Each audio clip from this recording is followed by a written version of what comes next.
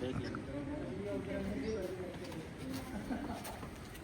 तो मतलब अभी तो सबको मतलब अंदर बंद कर दिया चलिए। जिस टाइम पे करते थे। मेडिकली दिक्कत होने की वजह से डॉक्टर साहब ने ट्रीटमेंट किया तो अंदर ही रखने का बोला है, नहीं तो मेल फीमेल का जोड़ा रहता है बाहर। और एक अभी रेस्क्यू करके लाए थे, वो कराल में रहता है।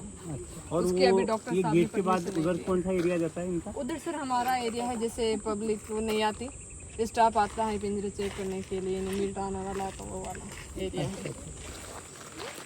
विजिटर एरिया बस यही है। ये हाई ना, ये हाई ये ओपन है या बंद है ये? क्या पता दिख भी जाए लोग।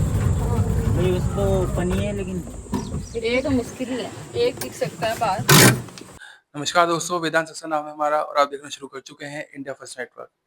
जी हाँ, जैसे कि आप देख सकते हैं कि आज हम इंडिया फर्स्ट नेटवर्क की टीम अबेड़ा बायोलॉजिकल पार्क, जो कि कोटा राजस्थान में स्थित है, वहाँ आ पहुंची है। और जैसा कि आप देख सकते हैं कि आज हमारे साथ में स्वयं डीएफओ साहब, डिस्ट्रिक्ट फॉरेस्ट ऑफिसर अनुराग भटनागर जी हमारे साथ उपस्थित हैं। तो जैसा कि हम आपको बता रहे थे कि भटनागर साहब हमें अबेड़ा बायोलॉजिकल पार्क के संदर्भ में जो यहाँ पर वाइल्ड लाइफ स्पीशीज हैं, उनकी रख-रखाव है, उनकी साख सुरक्षा है और जो यहाँ पर टूरिस्ट एनिमल्स को देखने के लिए आते हैं, उनके लिए क्या सुविधाएँ हैं, प्लस जो वेलफेयर प्रोग्राम्स यहाँ पर ये चल रहे हैं, इन तमाम पहलुओं पर आज हम सर से जानकारी लेंगे और इस जानकारी से आपको भी अभिभूत करवाएँगे। तो चलिए कार्यक्रम को आगे बढ़ाते हैं। नमस्कार सर, कैसे हैं सर आप? बढ़िया, बिल्कुल फर्स्ट क्लास। सर सबसे पहले तो इंडिया फर्स्ट नेटवर्क की टीम आपको बहुत-बहुत तहे दिल से धन्यवाद देना चाहेगी कि आपने अपने बिज़ी शेड्यूल में से हमें समय दिया। और जो वाइल्ड लाइफ स्पीशीज़ हैं, इसके रिगार्डिंग आम जो जन है, उनमें तमाम तरह के सवाल होते हैं, कुछ स्टूपिड होते हैं, कुछ नॉन स्टूपिड होते हैं, बट नॉलेज होना बहुत इम्पोर्टेंट है। सबसे पहले तो सर हमारी ऑडियंस आपसे ये जानना चाहेगी कि अबेड़ा बायोलॉजिकल पार्क के अंदर एट प्रेज़ेंट कितनी वाइल्ड लाइफ स्पीशीज़ यहाँ पे सर्वाइव कर रही हैं और निकट भविष्य के अंदर इनके नंबर बढ़ने की कितनी संभावना है? नमस्कार। देखिए, अभेड़ा बायोलॉजिकल पार्क हमने पब्लिक के लिए जनवरी 2022 में स्टार्ट किया था और हमने यहाँ पे अभी जो स्पीशीज़ रखी हुई हैं, वो यहाँ पे 14 टाइप्स की हैं। 14 में हमारे पास टाइगर है, लेपर्ड है, लायन है, जैकल है, हाइना है, स्लोथ बियर है और उसके बाद हमारे पास 5 तरह के यहाँ पे हर्बीवोर्स हैं, जिसमें सांभर, चीतल, चिंकारा, ब्लैक बक और सांभर। ठीक है ना? इसके साथ-साथ हम एक यहाँ पे एमू और लेके आए हैं, एमू एक बर्ड है, तो इस तरह से जयपुर से लेके आए हैं, तो 14 तरह की हमारे पास यहाँ पे स्पीशीज़ हैं और हमारी प्लानिंग है कि नेक्स्ट 1 या 2 इयर्स के अंदर, मैक्सिमम 2 इयर्स में हम यहाँ पे 35 टाइप की स्पीशीज़ यहाँ पे हम एनिमल्स ले आएँगे। ये हमारी प्लानिंग है और इसके डेवलपमेंट के लिए हम लगातार प्रयासरत हैं और अभी हमने इसमें बजट घोषणा के अंदर 25 करोड़ का बजट के लिए हमने इसमें डिमांड की है और मोस्ट प्रोबेबली हमें जल्दी पैसा मिल जाएगा और हम बाकी एन्क्लोजर्स इसमें कंप्लीट करेंगे। सर चूँकि आपने अभी जो एमू बर्ड है उसका ज़िक्र किया है, तो मैं थोड़ी चाहूँगा कि आप उसके ऊपर रोशनी डालें, क्योंकि एमू एक ऐसा बर्ड है जो वर्ल्ड का सेकंड लार्जेस्ट बर्ड माना जाता है और उसका कोटा आना एक आकर्षण का केंद्र भी है और एक हमारे लिए गौरव की बात भी है। ऐसे जो स्पीशीज़ हैं, अगर हम इनकी तादाद जो है एक बैलेंस फॉर्म में ले आएँगे, तो हम इनको एक्सपोर्ट भी कर सकते हैं और फॉरेस्ट को अच्छा खासा रेवेन्यू भी जनरेट होगा। तो इस पे आप थोड़ा-सा बताइए? डेफ़िनेटली हम इसमें देखिए हमारा इसमें यहाँ पे प्रायोरिटी है कि हमारा रेवेन्यू अच्छा हो। गवर्नमेंट में इसके लिए हमारी आय बढ़े, तो उसके लिए जैसे हमने एमू तो लेके आए हैं और इसकी ब्रीडिंग बहुत ईज़िली हो जाती है। इसमें इसकी ब्रीडिंग बड़ी स्पेशल होती है।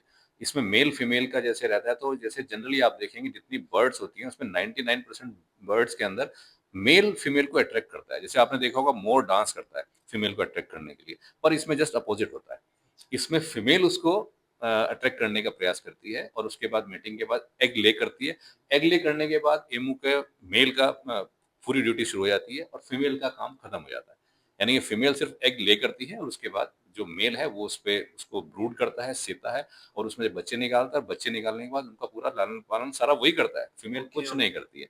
तो ये बर्ड हम यहाँ पे लाए और ये बर्ड की सेकंड लार्जेस्ट बर्ड है। फर्स्ट बर्ड जो है हमारी बर्ड की जिसको ऑस्ट्रिच बोलते हैं, वो भी हम लाने की प्लान कर रहे हैं। ये दोनों बर्ड्स हम अपने यहाँ रखेंगे और जैसे आप कह रहे हैं कि दूसरी बर्ड्स के या दूसरे एनिमल्स का ब्रीडिंग प्रोग्राम, ये अभी हम नहीं कर रहे हैं। हमारा मेन स्ट्रेस ये है कि जो हमारे पास एनिमल्स हैं, उनको हम ठीक से रखें यहाँ पे, उनका कंज़र्वेशन करें और पब्लिक में उनके उससे जो है अवेयरनेस लाएँ कि एनिमल्स हमारे लिए कितने इम्पोर्टेंट हैं उनसे क्या-क्या फ़ायदे होते हैं, जैसे एक बर्ड हमारे जीवन में कितना रोल प्ले करती है। एक वल्चर की कीमत यदि आप निकालेंगे तो 8 से 10 करोड़ की कीमत होती है उसकी। एक आउल की कीमत 4 से 5 करोड़ रुपए की होती है। इतना काम वो हमारे लिए करके जाता है। तो ये जो उसकी उसकी जो वैल्यू होती है, इकोनॉमिक वैल्यू जो होती है, वो हम पब्लिक को और उसको इम्पोर्टेंस बताने की प्रयास करेंगे इस बायोलॉजिकल पार्क की। एक सर सुनने में ये भी आ रहा है कि राजस्थान का पहला स्नेक पार्क कोटा में बनने जा रहा है। तो उसके अंदर कितनी सच्चाई है और अगर स्नेक पार्क यहाँ बनता है तो उसमें कितने तरह की प्रजाति हमें देखने को मिलेगी? हालाँकि ये क्वेश्चन करते टाइम मुझे डर लग रहा है क्योंकि मुझे सिर्फ़ स्नेक से ही डर लगता है। तो इसके बारे में आप थोड़ा-सा बताइए हमें। देखिए, स्नेक से डरने की कोई बात नहीं है। स्नेक्स वो जो है वो ह्यूमन बीइंग के लिए बहुत बड़ा रोल प्ले करते हैं।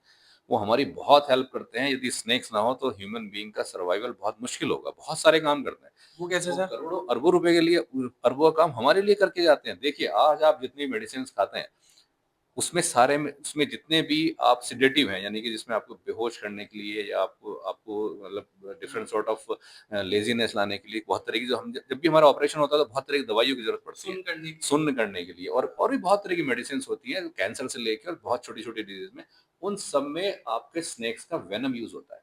स्नेक्स के वेनम की कीमत 30 से 50 लाख रुपए पर लीटर होती है। कितना कॉस्टली होता है। और उससे बड़ा रोल, ये तो चलिए हम डायरेक्ट अपने फ़ायदे की बात कर रहे हैं कि हमें डायरेक्ट कैसे फ़ायदा मिलता है। इसके अलावा वो क्या-क्या काम करते हैं, वो रोडेंट्स पे बहुत बड़ा कंट्रोल करते हैं। आपको क्या लगता है एक चूहा हमारे लिए कितना नुकसान करता है? एक चूहा जो है एक यदि आप एक मेल और एक फीमेल को लेंगे, तो 1 साल में वो 880 हो जाते हैं। इसके ऊपर पूरी रिसर्च हुई भी है। एक मेल और फीमेल 1 साल में ये 880 हो गए और हर 3 महीने में जो बच्चे होते हैं, वो फिर ब्रीड करेंगे 3 से साढ़े 3 महीने में वो मैच्योर हो जाते हैं और ब्रीड कर सकते हैं। वो फिर उससे कितने बनेंगे 880 बनेंगे और फिर हर 2 से आप 880 के अलग-अलग आप पेयर बनाएँगे, तो फिर वो 880 यदि आप चेन बनाएँगे तो वो करोड़ों में हो जाएँगे। उनको कंट्रोल कौन कर रहा है? आप क्या समझते हैं कि आपने पिंजरा लगाया, 2 चूहे मार दिए और आपने गिरा दिया तो वो आपने चूहा कंट्रोल कर लिया या आपने दवा देके मार दिया तो कंट्रोल कर लिया? नो, इसको ये सारे स्नेक्स कंट्रोल करते हैं और एक चीज़ और आप ध्यान रखिए इसमें हमने रिसर्च किया हुआ है, इसके ऊपर रिसर्च हुआ हुआ है कि यदि आपने चूहे को मार के और बाहर फेंक दिया, तो यदि वो चूहे की जो ब्रीडिंग रेट है वो 8 से 10 बच्चे एक बार में देती है। लेकिन यदि उस एरिया में चूहा मरा हुआ मिलता है, तो उनका ब्रीडिंग रेट 14 से 16 हो जाता है। उनको ये लगता है कि हमारी ब्रीड के ऊपर कुछ अटैक हो रहा है, कुछ प्रॉब्लम आ रही है, तो ब्रीडिंग कैपेसिटी बढ़ जाती है और बच्चे 14 से 18 होने शुरू हो जाएँगे वहाँ पे। तो आप देखिए कि यदि आपने बाहर किया इतना सेंस होता है, इतने सेंसिटिव होते हैं। अब इतनी जो पॉपुलेशन बढ़ रही है करोड़ों और हम ये माने कि 880 की बात कर रहा हूँ मैं। यदि एक चूहा अपने जीवन काल में ₹10 का भी खर्चा हमारा नुकसान करता है, वो क्या-क्या नुकसान करता है? हमारा अनाज खा जाता है, हमारे कपड़े काट देता है, हमें बीमारियाँ फैलाता है, प्लेग जैसी बहुत सारी बीमारियाँ फैलाता है। उसकी कॉस्ट मैं सिर्फ ₹10 लगाता हूँ, तो भी एक चूहा का यदि आप लगाओगे ना, तो लाखों रुपए का नुकसान एक चूहा दे रहा है और वो करोड़ों चूहे यदि आप कैलकुलेशन करो तो अरबों खरबों रुपए का नुकसान हो रहा है। कौन कंट्रोल कर रहा है? स्नेक। यदि स्नेक ने उसको खा लिया तो 880 नहीं बनेंगे। यदि एक मेल फीमेल को उसने खाया तो एक जो बनाने वाले थे 1 साल में 880 रुक जाएँगे वो।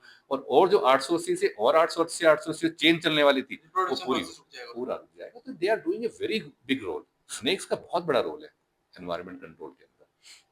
सर आपने अभी चूहों की बात करी तो मुझे एक किस्सा यहीं का याद आया था चूहों का, कि एक चूहे-बिल्ली का खेल बहुत लंबे टाइम तक यहाँ चला था, जिसमें चूहों का आतंक काफ़ी ज़्यादा हो गया था। उसके लिए फिर आस-पास की बिल्लियाँ भी यहीं इलाके से कुछ आपने भी छोड़ी, ताकि चूहों का आतंक जो है वो कम किया जाए। पर वो चूहे तो कम हो गए और बिल्लियों का आतंक बढ़ गया। बिल्लियाँ जो थीं वो यहाँ के जो वन्य जीव हैं उनका खाना चटका जाती थीं, जैसे हाइना का है, पैंथर का है।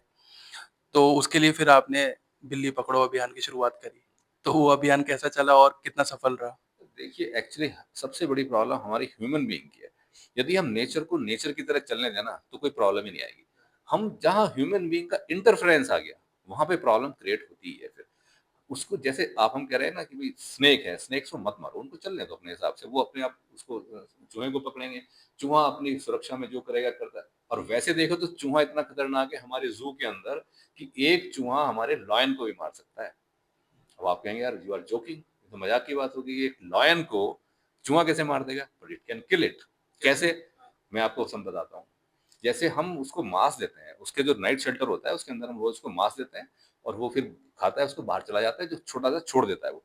अब जो पड़ा हुआ मांस है, हम तुरंत उसको सफाई भी करते हैं, लेकिन कई बार ऐसा होता है कि छूट गया वो, तो उसके ऊपर रात में यदि चूहा आया और चूहे ने उसके ऊपर यूरिन कर दिया, इन्फेक्शन, और यूरिन करने के बाद वो चला गया, उसने लॉयन ने आके वापस उसको खा लिया, तो उसका किडनी फेलियर हो जाएगा एंड इट कैन डाई।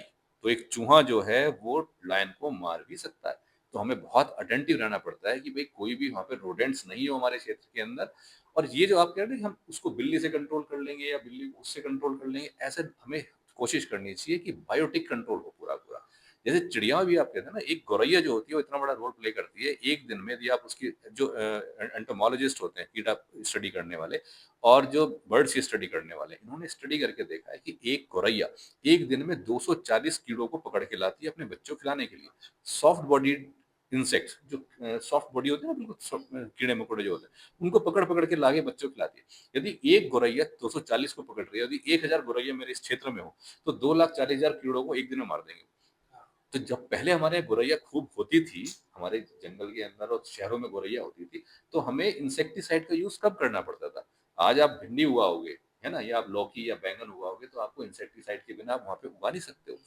तो आपको इंसेक्टिसाइड क्यों डालना पड़ रहा है? क्योंकि हमारी गौरैया नहीं है। गौरैया होती तो उन कीड़ों को वही मार देती, पर हमने गौरैया को ही मार दिया, हमने गौरैया को ही खत्म कर दिया है। मोबाइल रेडिएशन से टावर की वजह से। नहीं, उससे ज्यादा हमने जंगल खत्म कर दिए, उससे ज्यादा हमने अपना पूरा अपना जो हमारा मकान है उसका स्ट्रक्चर हमने चेंज कर। पहले आप यदि हमारे टाइम में जब हम बच्चे थे तो गौरैया हमारे घर में आले होते थे, उसमें घर बना लेती थी। पंखे चलते तो पंखे का जो ऊपर बाउल होता था उसके अंदर जाके वो अपना घर बना लेती थी, ट्यूबलाइट के ऊपर बना लेती थी। अब हमने क्या बना दिया, हमने सारे मल्टी स्टोरी बना दिए और हम थोड़े अलग तरह से उनको एंटरटेन नहीं करते हैं, तो बेचारी वो भी कम होते होते होते फिर हमने रॉक पिजन को दाना डालना शुरू कर दिया। वो भी एक बहुत बड़ी प्रॉब्लम है, वो पुण्य नहीं वो पाप है बिल्कुल। हमें रॉक पिजन को या किसी बर्ड को दाना नहीं डालना चाहिए। पर इसके थ्रू आपने रॉक पिजन बढ़ते बढ़ते बढ़ते हम 500 साल पहले अफ्रीका से लेके आए रॉक पिजन को। आज वो इतना ज्यादा बढ़ गया है, चाहे दिल्ली हो, चाहे चेन्नई हो, चाहे मुंबई हो, चाहे कहीं भी हो, सारे में रॉक पिजन ही दिखता है। और हम उसको दाना डाल डाल के बहुत बड़ा पाप कर रहे हैं, नहीं डालना चाहिए। इससे गौरैया खत्म हो रही है, इससे बुलबुलें खत्म हो रही है, इससे नीलकंठ खत्म हो रहे हैं, हमारी हमारी जो ये क्या क्या कहते हैं इसको, ब्लैक जो बर्ड होती है ये खत्म होती जा रही है। जो हमारी लोकल बर्ड्स थी वो सब खत्म होती जा रही है, कौवे भी इवन कम हो गए हैं उससे। तो अपने आप सब कुछ चलने दीजिए, ह्यूमन इंटरफेरेंस कम रखें इसमें। एक सर मेरा आपसे क्वेश्चन ये था कि जो यहाँ पर विजिटर्स आते हैं, विजिट करते हैं, तो इनके लिए जो फैसिलिटीज़ यहाँ पे उपलब्ध हैं, जैसे वाटर कूलर है, तो मैंने कई सारे व्लॉग्स हैं, कुछ यहाँ पे जो लोग हमारे टीम से भी पहले आए थे, उनके भी रिव्यू लिए, कुछ यहाँ के लोकल पब्लिक के भी मैंने रिव्यू लिए। तो वाटर कूलर जो है वो काफ़ी दूरी पर स्थित है, तो एक उसकी थोड़ी समस्या है। दूसरा वॉशरूम वगैरह भी काफ़ी दूरी पर है, तो जैसे बच्चे वगैरह हैं तो सूसू का जो है कंट्रोल करना थोड़ा मुश्किल हो जाता है। तो उसके लिए कुछ आपने और नई चीज़ें इम्प्लीमेंट करी हैं थोड़ी-थोड़ी दूरी के ऊपर, और ई कार्ट फैसिलिटीज़ का भी क्या रिस्पॉन्स है? क्या वो पर्याप्त हैं जितने टूरिस्ट आ रहे हैं उसके अकॉर्डिंग, या थोड़ी और ज़रूरत है? सर आपने जैसे बोला कि टूरिस्ट एमिनिटीज के बारे में, डेफिनेटली अभी हमारे पास टूरिस्ट एमिनिटीज पूरी नहीं है।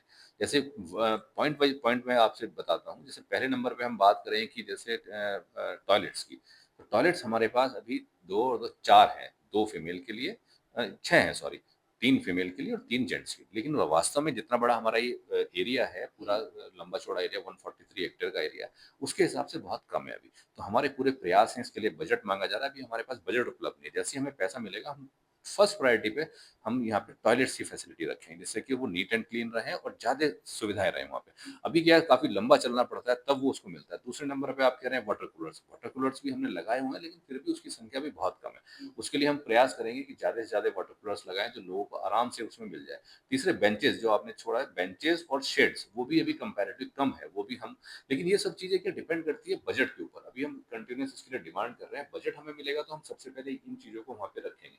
इसके बाद आपने कहा ई कार्ड, ई कार्ड भी अभी हमारे पास 3 ही है और हमें कम से कम 10 ई कार्ड यहाँ पे होनी चाहिए। तो इसके लिए हम अब यही प्लान कर रहे हैं, हमारे पास बजट नहीं, तो हम ये कोशिश कर रहे हैं कि इसके लिए हम टेंडर कर देते हैं और इसमें ओपन टेंडर बुला लेंगे। जो भी इसको हमें लोएस्ट बिड पे आएगा उसको हम इस यहाँ पे चलाने की उसको परमिशन दे देंगे। तो इस तरह कम से कम 10 तो होनी चाहिए, क्योंकि काफी टूरिस्ट आता है और उसमें बच्चे भी होते हैं, ओल्ड पर्सन होते हैं, महिलाएं होती है, बुजुर्ग, हैंडीकैप्स भी होते हैं, तो उन सब के लिए उनको जरूरत होती है। और वैसे भी इतनी गर्मी है ना यहाँ पे, तो उसमें ई कार्ड की जरूरत होती है, तो सबको फैसिलिटी होनी चाहिए। तो हम जल्दी से जल्दी इसमें कोशिश करेंगे ये फैसिलिटीज हम शुरू करें यहाँ पे। ये कमियां हैं अभी, हम मानते हैं इस बात को कि इनको हम ठीक करेंगे जल्दी से। तो जो ये एक सब्जेक्ट है इसको लेके जो आपके हायर अथॉरिटीज़ हैं या गवर्नमेंट के पास जो आपने ये प्रपोज़ल रखा कि हमें इस पर्टिकुलर बजट की और फैसिलिटी की रिक्वायरमेंट है, तो उनका क्या कहना था, क्या रिस्पॉन्स था? उनका रेस्पॉन्स एक्चुअली सर ये क्या, ये ऐसे फेस टू फेस बात तो होती नहीं है। हम जैसे लेटर लिखते हैं, यहाँ से लेटर जाता है हमारे इमीडिएट बॉस के पास, इमीडिएट बॉस उसको आगे फॉरवर्ड करता है। इमीडिएट बॉस से हमारी जो बात हुई, उन्होंने कहा सर, उन्होंने भी यही बात की कि उनको भी डायरेक्ट पैसा देने की पावर नहीं है। तो उन्होंने कहा कि मैं इसको परस्यू करता हूँ, ऊपर मैं परस्यू करूँगा। तो उन्होंने भी उसको फॉरवर्ड किया है। उसके ऊपर भी वो जाता है, हेड ऑफिस पे जाता है। हेड ऑफिस एक्चुअली पैसा आता है गवर्नमेंट से। हमारे अधिकारी टॉप लेवल तक हैं, वो सब इसको परस्यू करेंगे। तो परस्यू किया जा रहा है, और हमने जैसे एसीएस मैडम है, उनसे हमने पूरा प्रेजेंटेशन भी दिया है। उन्होंने हमें पूरा विश्वास दिलाया कि जल्द से जल्द हमें इसका बजट हमें मिल जाएगा इसका। तो मोस्ट प्रोबेबली होपफुली हम सोचते हैं कि इसको हमें इस सेशन में मतलब 2-3 महीने के अंदर हमें बजट अलॉट हो जाएगा और हम ये काम पूरे करा देंगे। सर मेरा एक क्वेश्चन ये था, हालाँकि हो सकता है कि ये क्वेश्चन मैं थोड़ा जल्दी कर रहा हूँ, बट क्योंकि ये एक ज़ूलॉजिकल पार्क जो है, ये इतना पुराना नहीं हुआ है अभी और एक डेवलपमेंट स्टेज पर है। तो जो भी एनिमल्स यहाँ पर आते हैं, वो अलग-अलग प्रांत से आते हैं, तो अलग-अलग क्लाइमेटिक कंडीशन से वो लोग आते हैं। फिर उनको किस तरह से आप लोग यहाँ पे एक सर्वाइवल स्टेज पर लेके आते हैं? प्लस कंज़र्वेशन प्रोग्राम्स का यहाँ पर क्या स्टेटस है? और अगर कंज़र्वेशन प्रोग्राम्स यहाँ पे चल भी रहे हैं, तो किन एनिमल्स के लिए चल रहे हैं पर्टिकुलर और किस तरह से आप उसको इम्प्लीमेंट कर रहे हैं? सर, जैसे मैं आपसे बताऊँ, जो मेरे पास अभी एनिमल्स हैं यहाँ पे, और जो हमने एनिमल कलेक्शन प्लान रखा है, वो हमने मेजॉरिटी ये रखा है जो हमारे इस एटमॉस्फेयर के सूटेबल हैं। हम ऐसे एनिमल्स नहीं ला रहे हैं जो हमारे हॉट एटमॉस्फेयर के, यानी ड्राई डेसिडुअस फॉरेस्ट के अंदर जो नहीं मिलते हैं। जैसे हमने स्लॉथ बियर लिया है, हमने पोलर बियर नहीं लिया। पोलर यदि हम लेंगे तो यहाँ पे सर्वाइव नहीं कर पाएगा, उसे ठंडा ठंडा नहीं मिलेगा उसको। या हम सपोज़ जिराफ यहाँ पे लिए हैं, तो जिराफ यहाँ पे रहने में उसे बहुत दिक्कत आएगी। तो इस तरह के एनिमल्स हम नहीं ला रहे हैं। हम वही एनिमल ला रहे हैं जो हमारे यहाँ के जंगल में रहने वाले हैं। जैसे वो टाइगर हो, टाइगर हमारे एरिया में रहता है, लेपर्ड हमारे एरिया में रहता है। लॉयन हमारे एरिया में नहीं है, लेकिन पहले, अब से 200 साल पहले आप जाएँगे, 300 साल पहले जाएँगे, तो लॉयन हमारे एरिया में था यहाँ पर। आज वो एक्सटिंक्ट हो गया, क्योंकि यहाँ से उसका हैबिटेट पूरा लॉस हो गया। जंगल में शिकार उसके बहुत सारे हो गए पिछले 200 सालों में, तो आज वो यहाँ पे नहीं है। लेकिन फिर भी वो हैबिटेट उसका यहाँ पे सूट करता है। हाइना यहाँ पर है, जो हर्बीवोर्स हमने लिए हैं वो सारे यहाँ पर हैं, और जो हमने प्रपोज़ किए वो भी ज़्यादातर एनिमल हमने वो लिए हैं जो हमारे यहाँ रह सकते हैं। ऐसे एनिमल्स जो हमारे यहाँ इस हॉट एटमॉस्फेयर में नहीं रह पाएँगे, उनको हम अवॉइड करते हैं। और 35 जो प्रजातियों के हम जानवर लेके आ रहे हैं, वो जैसे क्रोकोडाइल है, साँप, हम भी जैसे आप कह रहे हैं ना साँप, आपने अभी पूछा था कि स्नेक पार्क के बारे में, तो स्नेक पार्क, 2 स्नेक पार्क हैं। एक स्नेक पार्क यहाँ पे यूआईटी बना रहा है, केडीए, और एक स्नेक पार्क हमारे यहाँ बायोलॉजिकल पार्क के अंदर बन रहा है। हमारे बायोलॉजिकल पार्क के अंदर जो मैं जिसका मैं एक्सपर्टीज़ हूँ, जिसका मुझे एक्सपर्टीज़ है, जिसके बारे में ज़्यादा जानता हूँ, वो मैं आपको बताता हूँ। मेरे यहाँ मैंने रेप्टाइल सेक्शन बनाऊँगा मैं, अभी नहीं बनाया, अब वो बन रहा है, बनाना प्रपोज़्ड है, इस जो हमें नया बजट अलॉटमेंट हुआ है उसके अंदर। उसमें हम 9 सेक्शंस बनाएँगे, जिसमें हमारे पास रेप्टाइल्स होंगे। उन 9 रेप्टाइल्स में हमारे पास जैसे क्रोकोडाइल होगा, घड़ियाल होगा, दोनों ही शेड्यूल वन एनिमल है। उसके बाद हम मॉनिटर लिज़ार्ड इसमें रखेंगे, और इसमें 3 और 6 तरह के हमारे पास इसमें स्नेक्स होंगे। उसमें अजगर है, क्रेट है, वाइपर है, कोबरा है, सैंड बोआ है, नीलबैक है। ये हमारे उसके अंदर इसमें हमें रखने का प्लान है। और जो केडीए बना रहा है, उन्होंने उसमें बहुत सारे तरह के उसमें उन्होंने स्नेक्स रखे हैं, लगभग 20 से 22 तरह के उन्होंने स्नेक्स रखे हैं। उनका बिल्डिंग तैयार हो गया है, लेकिन वहाँ पे इश्यू ये है, जितने मेरी नॉलेज में है, कि सीज़ेडए से उनको परमिशन मिली है विद कंडीशंस, कि ये कंडीशन उन्होंने रखी है कि आप एनिमल कलेक्शन कहाँ से करेंगे? जैसे आज आपने स्नेक पार्क तो खोल लिया, देखिए ये ऐसा नहीं है कि कोई आपने कोई दुकान खोल ली है, आपने सब्जी की दुकान खोल ली है, आपने ग्रोसरी की दुकान खोल ली, बाजार से सामान लाएंगे और बेच देंगे आप, या कुछ भी। ये ऐसी चीज नहीं है, ये शेड्यूल वन एनिमल है। शेड्यूल वन एनिमल मतलब आपको CZ central zoo authority new Delhi से परमिशन लेनी पड़ेगी। आप साइट्स बोर्ड जो होता है उसकी परमिशन लेनी होती है ना? हम्म, साइट्स बोर्ड होता है, उसकी परमिशन लेनी होती है? उसमें परमिशन ये होती है कि आप यदि शेड्यूल वन कोई भी एनिमल यदि आप रखते हैं जो शेड्यूल्ड है, जो हमारे फॉरेस्ट डिपार्टमेंट के अंदर सारे एनिमल्स को शेड्यूल किया हुआ है। जो शेड्यूल नहीं है, जैसे सफेद खरगोश है, आप कहीं भी रखो ना, आप कुछ भी करो, उसको मार भी दोगे, हम कुछ नहीं कहेंगे, उसको फॉरेस्ट डिपार्टमेंट कुछ नहीं कहेगा, है ना। लेकिन जो शेड्यूल्ड है, यदि आपने उसके अंदर देखा, आपने उसके अंदर लिखा चिंकारा, चिंकारा को यदि आप मारते हो या कुछ भी कहते हो, तो आपके खिलाफ मतलब इसमें वाइल्ड लाइफ प्रोटेक्शन एक्ट 1972 के अंदर केस दर्ज होगा और 7 साल की सजा का प्रावधान है। लेकिन सफेद खरगोश को आपने मार भी दिया तो उसमें कोई सजा का प्रावधान नहीं। तो ये शेड्यूल्ड एनिमल है सारे के सारे जितने भी, और इसके लिए यदि आप कहीं पे कैप्टिविटी में रखते हो आप उसको, यानी कोई भी एनिमल को यदि आप शेड्यूल्ड एनिमल को कैप्टिविटी में रखते हो, तो central zoo authority new Delhi से परमिशन लिए बिना आप नहीं रख सकते हो। फिर उससे बड़ी बात ये आती है, आप लाओगे कहाँ से? आज मैंने परमिशन भी ले ली, तो सीजेड ये पूछता है आप लाओगे कहाँ से? बाजार में थोड़ी मिलता है कि आप जाके बाजार से खरीद लाओगे आप। और यदि जंगल में घूम रहा है, उसको पकड़ के भी आप नहीं रख सकते हो, वाइल्ड एनिमल को नहीं रख सकते हो। आप मेरे जू के अंदर जो भी एनिमल है, मैं जंगल से, मेरे जंगल में तो बहुत सारे यहाँ पे घूम रहे हैं, मैं पकड़ के यहाँ पे ले आऊं, भाई मेरे पास नहीं है तो मैं यहाँ से पकड़ के ले आऊं, नहीं ला सकता हूँ। मुझे वो कैप्टिव एनिमल ही लाना पड़ेगा। कैप्टिव एनिमल मतलब किसी और जू में जहाँ उसके बच्चे हुए हैं। कैप्टिव एनिमल का मतलब मैं आपको समझाता हूँ। जैसे मेरे पास अभी यहाँ पे लेपर्ड्स हैं या मेरे पास टाइगर है, मेल फीमेल है, उसका बच्चा हो गया, वो जू एनिमल कहलाएगा, वो जू में ही रहेगा। लेकिन जू, यदि जंगल में कोई बच्चा मिल गया मुझे, लायन का, टाइगर का, उसे पकड़ के मैं यहाँ ले आऊं, नो, ये नहीं ला सकते। जू का एनिमल जू में रहेगा और बाहर का एनिमल बाहर ही रहेगा, जंगल का, फ्री जंगल वाले तो फिर सेंचुरी में सेंचुरी में, उन्हें ओपन छोड़ना पड़ेगा। उनको आप लाके आप कैप्टिविटी में नहीं रख सकते हो, परमिशन लेना पड़ेगा सेंट्रल जू अथॉरिटी से, एनटीसीए से, नेशनल टाइगर कंजर्वेशन अथॉरिटी। उसके बिना आप यहाँ पे लाके नहीं रखते। जैसे हम अभी आपको बताएं कि हमने 2 टाइगर के बच्चे, उनकी मदर की डेथ होगी, 3 साल पहली बात है, यहाँ पे उनकी मदर की डेथ होगी। अब उन बच्चों के आगे छोटे छोटे बच्चे थे, तो हम उनको यहाँ पे ले आए अबेड़ा बायोलॉजिकल पार्क में। हमने उसको मदर की तरह, ये जो हमारे स्टाफ खड़ा है, इन लोगों ने उसको मदर की तरह पाला उसको, लेकिन ह्यूमन इम्प्रिंट ना हो, यानी कि हमने उसके कपड़े पहने टाइगर के, उस बच्चे को ये फील आना चाहिए कि टाइगर ही मुझे दूध पिला रही है, और उसको दूध पिलाते थे। उसको टाइगर, ह्यूमन बीइंग का फील नहीं आना चाहिए, ह्यूमन का टच नहीं आना चाहिए उसको। और उसको पूरा पूरा कवरेज किससे रखते थे हम? कैमरा ट्रैप से, कैमरे से उसको देखते रहते थे, कोई भी अंदर नहीं जाता था। जब थोड़े से बड़े हो गए तब तो अंदर जाना बिल्कुल बंद हो गया। जब बिल्कुल ही दूध पिलाना पड़ता तब तो जाते थे, उसके बाद अंदर जाना ही बंद हो गया। जब तक उनका खतरा भी अंदर हाँ, नहीं, खतरा खतरा तो चलो अलग बात है, खतरा तो उससे भी 1 साल तक भी नहीं आएगा। लेकिन उसको यदि ह्यूमन के टच में रहना आ गया तो फिर वो जंगल में नहीं जा पाएगा ना। यदि हम जब उसको जंगल में छोड़ेंगे 2 साल बाद, तो आदमी को कहेगा तो मिलने जुलने वाला है, आस पास में आ जाएगा, और पास में आ गया तो फिर तो प्रॉब्लम हो जाएगी। वो जानवरों का मूवी बन जाएगा। हाँ, मतलब आदमी से जो गॉड ने एक हर जानवर के अंदर ह्यूमन से डर डाला हुआ है उसको। चाहे टाइगर है इतना पावरफुल है, चाहे एलिफेंट है, हर एनिमल हमसे डरता है, ह्यूमन बीइंग से डरता है। ये ह्यूमन बीइंग ने उसकी जीन में डाला हुआ है। कोबरा भी आदमी से डरता है, वो इतना पावरफुल है, जरा सा बाइट करेगा तो आदमी डेथ हो जाएगी, लेकिन उसको वो डरता है, उसने कहा भैया इससे बचना है, आदमी से बचना है। कैसे सर, मतलब थोड़ा समझाइए, क्योंकि कोबरा से तो पूरी दुनिया डरती है। हाँ, कोबरा के नाम से डर लग जाता है। आदमी तो सबसे डरता है। पर मैं ये कह रहा हूं कि आदमी किसी भी एनिमल का प्रे नहीं है, शिकार नहीं है। किसी भी एनिमल का हम प्रे नहीं है। भगवान ने ऐसा सिस्टम बनाया हुआ है, चाहे वो जानवर कितना भी बड़ा हो, कितना भी छोटा हो, कितना पावरफुल हो, आदमी से डरता है। टाइगर आदमी से डरता है, लायन आदमी से डरता है, लेपर्ड आदमी से डरता है, एलिफेंट कितना पावरफुल है, पर आदमी दिख जाएगा ना, उसने भैया इससे बचो, और साइड में निकल जाता है। कोबरा यहाँ से जा रहा है, आप यदि पैर ही रख दोगे तब वो बाइट करेगा अपने आप को बचाने के लिए, और उसके बाद ही बाइट करके वो भाग जाएगा। उसको आपने कोई इंटरेस्ट नहीं है। डिफेंस में अटैक करता है, अदरवाइज उसे कुछ नहीं करना है, वो भागेगा। इंटेंशनली कभी नहीं। वो हमें खाएगा थोड़ी। यदि उसने बाइट किया है, बाइट किया और भाग गया वो, तो यदि हम उसे फूड थोड़ी समझा, उसने फूड समझता तो वो हमें पूरा खाता। जैसे कि यदि एक अजगर है, उसने हिरन के बच्चे को मारा, मारने के बाद उसको खाएगा, वो आदमी को नहीं खाएगा, कभी नहीं खाएगा। और यदि टाइगर का या किसी लेपर्ड का या लायन का कभी ऐसा केस आता है कि उसने आदमी को खा लिया है, मैन ईटर जिसको बोल, वो 10 लाख 20 लाख केसेस में एक केस आता है कि वो मैन ईटर में कन्वर्ट हुआ है। वो भी just because of some reasons, और उसमें भी ह्यूमन बीइंग इन्वॉल्व होता है।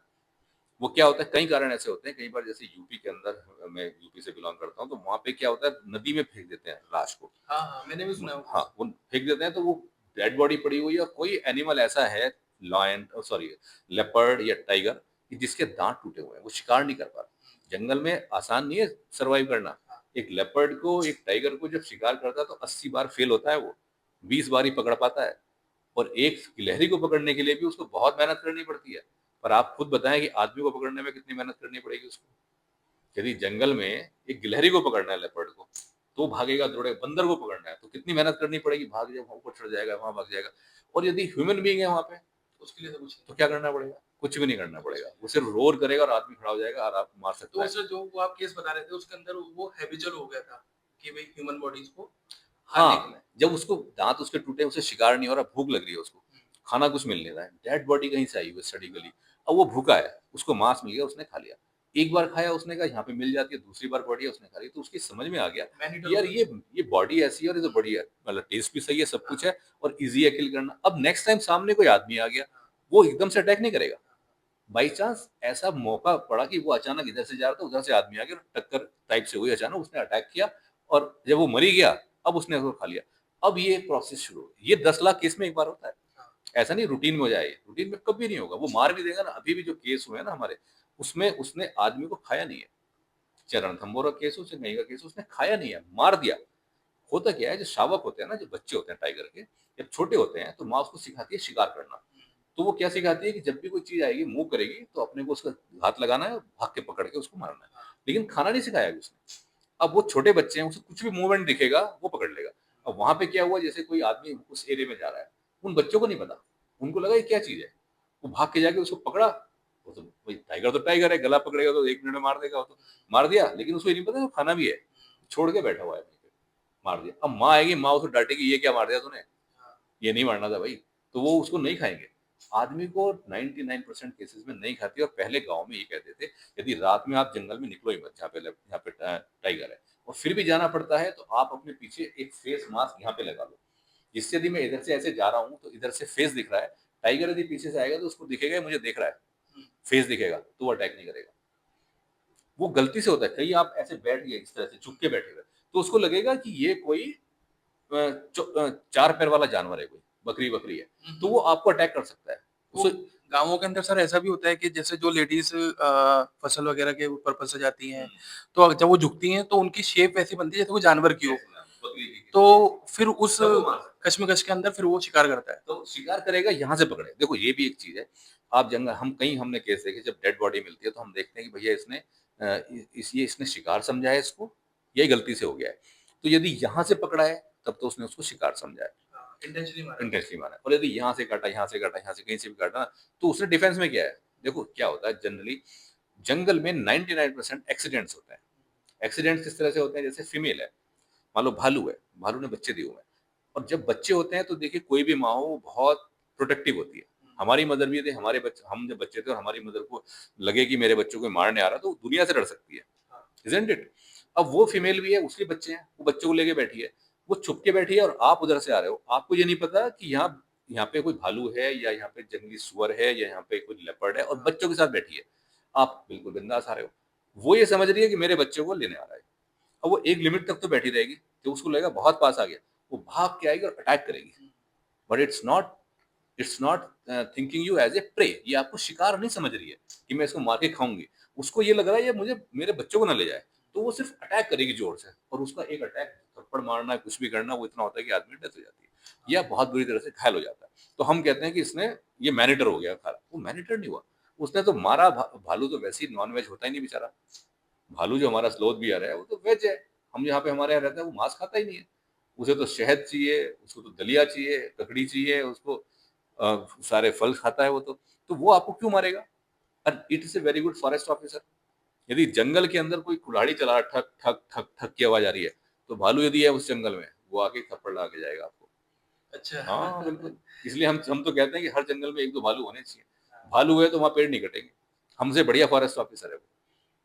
तो ज्यादातर केसेस के अंदर एक्सीडेंट्स होते हैं। अब देखो एक्सीडेंट तो ऐसे, मैं बाइक से जा रहा हूँ, मेरा एक्सीडेंट में मैं नीचे गिर गया और मेरे सिर फूट गया और मेरी डेथ हो गई, तो क्या हम ये कहते हैं कि बाइक ने इसका मर्डर कर दिया? हम ये नहीं कहते। वहां पे भी यही हो रहा है। जब हम जा रहे हैं और सामने से भालू आया, एक्सीडेंट हुआ, एक्सीडेंट हो गया, वो वापस चला गया, पर हम कहते हैं इसने इसको मार दिया। एक्सीडेंट था, यहाँ पे हमारी भी गलती थी। हमें पता नहीं यार, वो अनटच्ड एरिया है, उस एरिया में कौन सा जानवर रहता है, हमें कुछ नॉलेज नहीं है, और हम उसको एक्सप्लोर करने के लिए अंदर अंदर चले जा रहे हैं। तो हमें जहाँ भी जंगल में जा रहे हैं, फॉरेस्ट ऑफिसर से पूछना चाहिए, भैया ये किस क्षेत्र का यहाँ पे है, यहाँ पे कोई जंगली जानवर ने बच्चे तो नहीं दिए।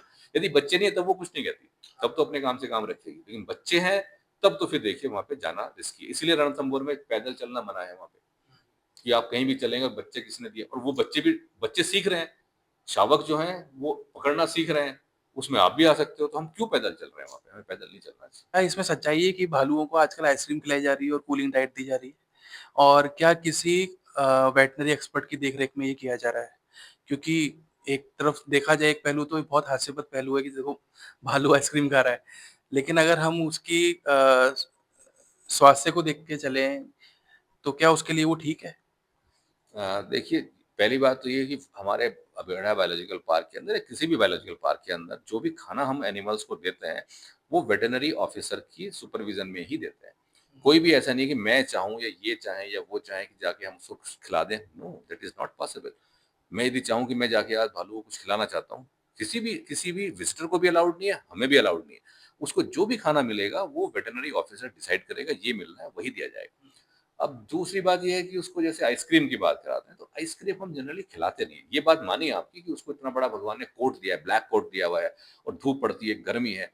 अब देखिए ये जानवर हमारे इसी जंगल का है। यदि ये जंगल में ओपन है, ओपन में घूम रहा है, तो अपने आप ऐसी जगह ढूँढ लेगा जहाँ पे पूरा अच्छा शेड हो, किसी पेड़ की छाया हो, वहाँ पे पानी की उपलब्धता हो, वहाँ पे ठंडक हो, वहाँ जाके वो छुप के बैठ वो जाएगा। तो आपने बना भी रखा है हाँ, यहाँ भी बनाया हुआ है, लेकिन इस वाले में और नेचर के अंदर जो होता है उसमें थोड़ा फ़र्क होता है। हाँ। हमने बनाने का प्रयास किया है, लेकिन उतना अच्छा नहीं बना पाते हैं जितना उसे जंगल में वो ढूँढ सकता है।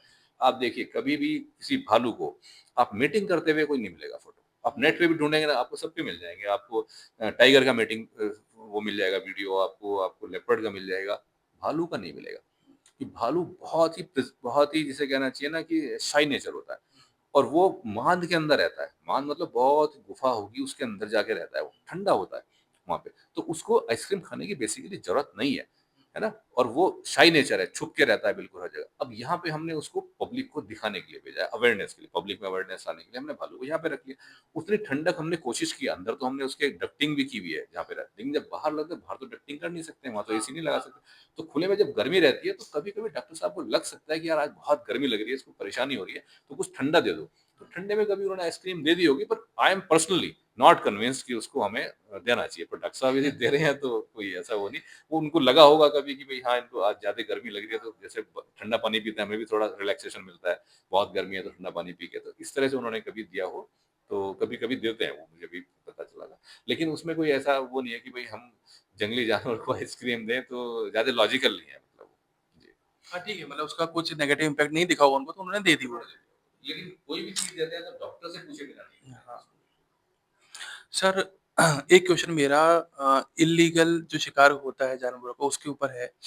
सबसे पहले तो सर हम एक जो रिसेंटली अभी आपने कार्रवाई करी है, बहुत ही सराहनीय है, तो उसके लिए बहुत-बहुत शुभकामनाएँ आपको।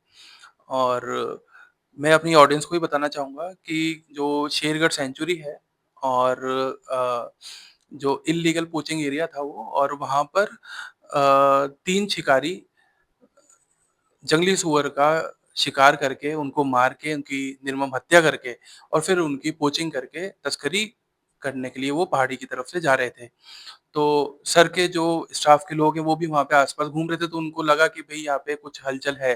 तो उन लोगों ने उनका घेराव करने की कोशिश करी और जो उनके साथ डॉग्स थे, शिकारियों के साथ में उन्होंने भौंकना चालू कर दिया तो उनको आभास हो गया कि भई कोई हमारे पीछे-पीछे आ रहा है।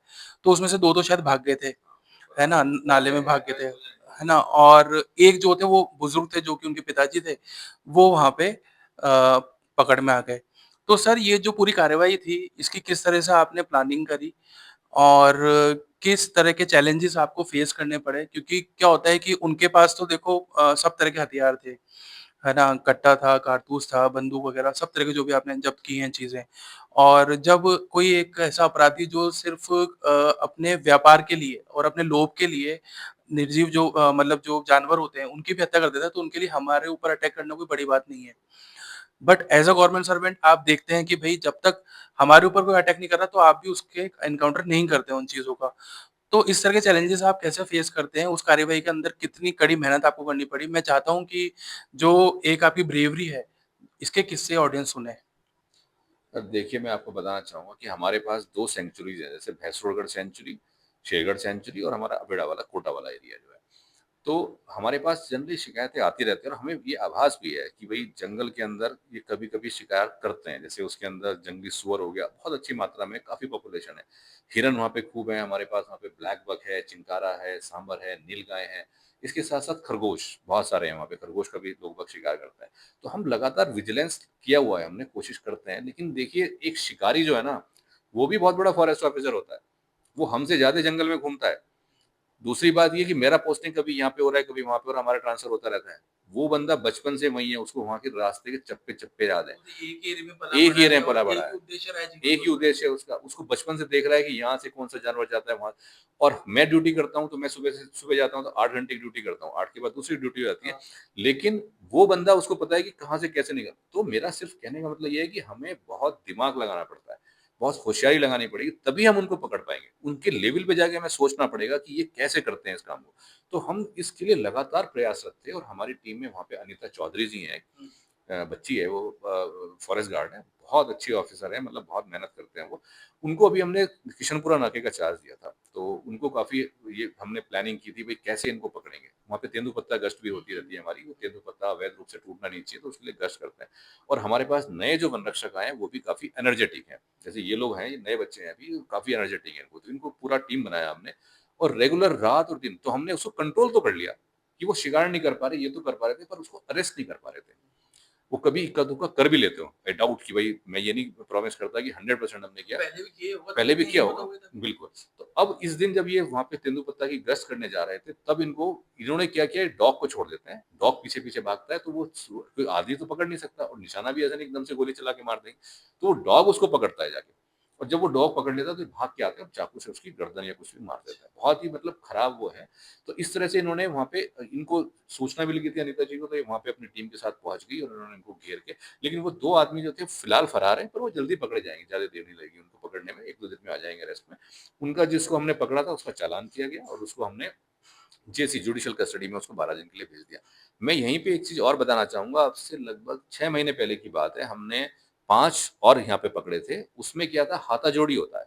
हाथाजोड़ी एक ऑर्गन होता है, उसकी तस्करी कर रहे थे किस हम। चीज़ का ऑर्गन होता है? वो होता है, एक मॉनिटर लिज़ार्ड होती है।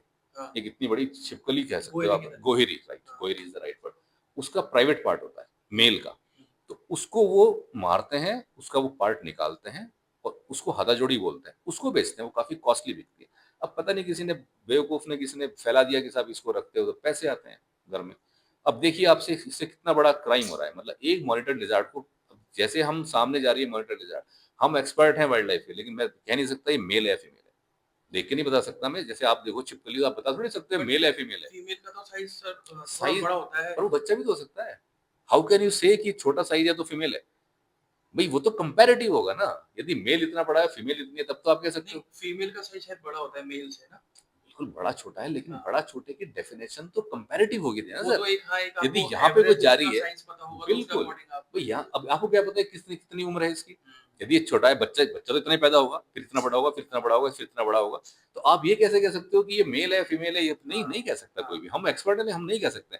अब देखो, जब आपने उसको मारा, मारने के बाद आप देखोगे ये मेल है, फीमेल है। यदि वो फीमेल है तो वेस्ट है ना, उसके तो बॉडी पार्ट मिलेगा नहीं आपको, तो आप उसको फेंक दोगे। तो यदि, और उस टाइम हमने यहाँ पे 40 ये हाथाजोड़ी पकड़ी है। 40 का मतलब ये मानो कम से कम 100 उन्होंने मारे हाँ, होंगे। 100 मारे होंगे। क्योंकि 50 तो उसमें से 50% तो उसमें फीमेल होंगी, तो उनको तो उन्होंने मारा, तो यूजलेस है, फेंक दिया उसको उठा। दूसरे को मारा, इसे फेंक दिया। तीसरा मारा तो मेल निकला, तो मेल का निकाल लिया उन्होंने पार्ट और उसको। अब देखिए कितना बड़ा ये क्राइम हो रहा है। इसके लिए हमने बहुत मेहनत करी और इसमें क्राइम कंट्रोल ब्यूरो जो है उसकी भी हमने हेल्प ली थी और वो केस पकड़ा हमने, 5 लोगों को अरेस्ट किया, अरेस्ट करके उनको जेल कराई उसको, और अब वो कंट्रोल है। फिर भी हम इस पे कंट्रोल रखते हैं। तो ये इस तरह की एक्टिविटी, और हमारा मेन काम तो यही है, हमारा मेन काम प्रोटेक्शन है। सबसे बड़ा काम हमारा पोचिंग रोकना है, जंगल कटने से रोकना है। जंगल लगाना अपने आप में ठीक है, हम प्लांटिंग करते हैं, पर वो इतना बड़ा काम नहीं है। वो प्लांटिंग एक तो बोनस है। वो बोनस बट है। जो है उसको मेंटेन मेन जो, यदि हम उसको रोक लेना, और जो सीड बैंक है, जो सीड अपने आप गिरता है, नेचर में अपने आप जो पौधे उगते हैं, यदि उनको उगने दें हम, उनको को काटे ना, तो अपने आप बहुत बड़ा जंगल पैदा हो जाएगा। इतना प्लांटिंग करने की जरूरत नहीं है हमें कि हम खड्डे खोद रहे हैं, लगा रहे हैं और उसमें फेलियर हो रहे हैं, क्योंकि उसमें बहुत तरह की गलतियां हो जाती हैं। जिस जगह पे हमें पौधा लगाना चाहिए, वहां पे दूसरा पौधा लगा दिया। इसमें बहुत, ये साइंस है बहुत बड़ी। हर जगह हर तरह का पौधा नहीं लगा सकते। आपने यदि कोटा में लाके देवदार का पौधा लगा दिया, चीड़ का पौधा लगा दिया, नहीं चलेगा। साल का पौधा लगा दिया, नहीं चलेगा। तो वो क्लाइमेट कंडीशंस Climate नहीं मिल रही, condition। वो मिट्टी नहीं मिल रही। यहाँ के जो पौधे होते हैं ना सर, वो है यहाँ के धौंक, गुर्जन, सालर, तेंदू, अर्जुन, बहेड़ा, और ये पौधे ऐसे हैं, ये सीड से तैयार ही नहीं होते। आप यदि 1 लाख बीज यहाँ डालोगे ना, 2 पौधे तैयार होंगे खाली। नेचर ने ऐसी चीजें बनाई है सर, वो आप उसको बदल नहीं सकते। पूरी अरावली के ऊपर धौंक का जंगल है, धौंक जिसको बोलते हैं, एनोगाइसिस पेंडुला। तो वो पूरे अरावली, और ये सब क्या, ये इस तरह के ट्रीज हैं सर, ये आपस में बातें करते हैं। इनकी रूट्स आपस में जुड़ी रहती हैं। यदि आप एक पेड़ को काट दोगे ना, वो मरेगा नहीं, नीचे से रूट्स उसको सपोर्ट करती रहेगी, दूसरा पेड़। मतलब ये पूरी साइंस है इसके ऊपर, कभी आपको बताएंगे कि बहुत इंटरेस्टिंग चीज है। पेड़ों में आपस में बातें करते हैं रूट्स के थ्रू, एक दूसरे को सपोर्ट करते हैं। इसलिए तो उनको लिविंग बींग्स कहा जाता है। सर एनिमल पोचिंग की बात चल रही है तो एक बहुत बड़ा एक हादसा भी जनवरी के अंदर ही हुआ है, इसी साल जनवरी 2025 में। ये चोमू जिले का था, आपको पता होगा चोमू जिले में जो नीलगाय का जो हुआ था समलापुर गांव के अंदर। तो 24 नीलगांव जो नीलगायें थी उनकी निर्मम हत्या कर दी गई और उनकी आधी रात को तस्करी चल रही थी, गाँव वालों ने शिकारियों को पकड़ लिया, सुबह सरपंच आई और पूरा वो मामला खुला। तो सर एक नीलगाय, 2 नीलगाय तो क्या होगा उसने पोचिंग करने की कोशिश करी होगी। लेकिन जब 24 नीलगाय की निर्मम हत्या कर दी जाती है, तो ये एक सोची-समझी साजिश होती है।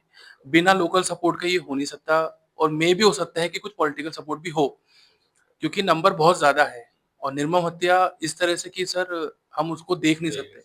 एक आम आदमी नहीं देख सकता। आप तो यूज़्ड टू हो जाते हैं, इस तरह की चीज़ें देखते हैं, एनकाउंटर करते हैं। तो इस तरह का जो अपराध इसकी रोकथाम के लिए और कितने ज़्यादा नियम कड़े हुए हैं। वाइल्ड लाइफ प्रोटेक्शन एक्ट 1972 है, इट्स हैविंग एनफ टीथ, मतलब इसमें कोई कमी नहीं है, बहुत स्ट्रांग है। लेकिन डिपेंड करता है कि हम इम्प्लीमेंट कितना करते हैं। देखिए, हम इम्प्लीमेंटिंग एजेंसी है, मुझे सरकार ने पावर दी हुई है कि मैं वाइल्ड लाइफ प्रोटेक्शन 1972 यूज कर सकता हूँ यदि कोई इसका वायलेशन करता है। लेकिन यदि मैं इसको यूज ही नहीं कर रहा हूँ, मैं किसी को अरेस्ट ही नहीं कर रहा हूँ, मैं किसी को पकड़ता ही नहीं हूँ, कोई शिकार कर रहा है, तो वो जो पूरा एक्ट है वो तो रखा ही रह जाएगा ना। वो दांत जो है, जब तक आप उसको पकड़ोगे नहीं, लगाओगे नहीं, गाड़ोगे नहीं किसी के ऊपर जो गलत काम कर रहा है, तब तक तो दांतों का होना ही बेकार है।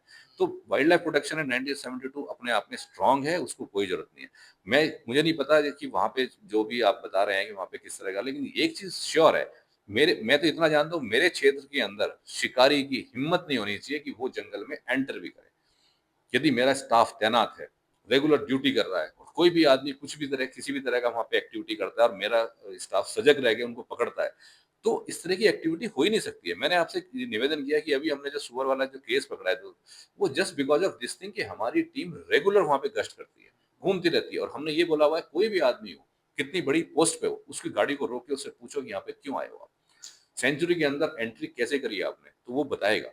भले चाहे वो कोई भी किसी भी पद पे बैठा हो, कितना सीनियर हो, हर एक से पूछो आप, चाहे वो इरिगेशन डिपार्टमेंट का अधिकारी है, चाहे रेवेन्यू डिपार्टमेंट का अधिकारी है।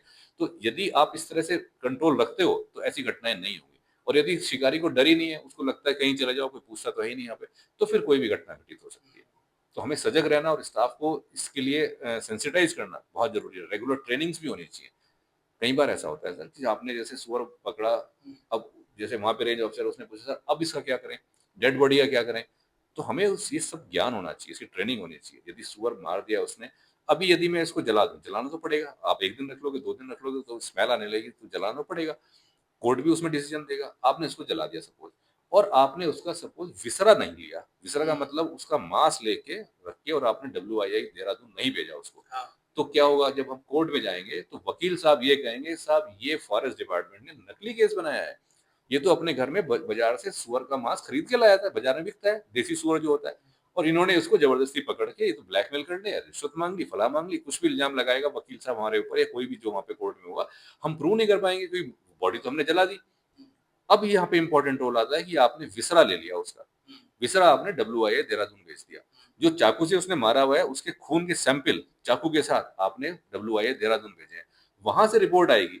उसके चार्ज लगते हैं, 15-20 हजार रुपए लेते हैं वो, लेकिन हमें उसकी जब रिपोर्ट आएगी उसमें प्रूव हो जाएगा DNA से कि ये मांस किसका है, ये बाल किसका है, ये खून किसका है, वो बता देगा साहब ये वाइल्ड वाइल्ड बोर का है, वाइल्ड पिग का है।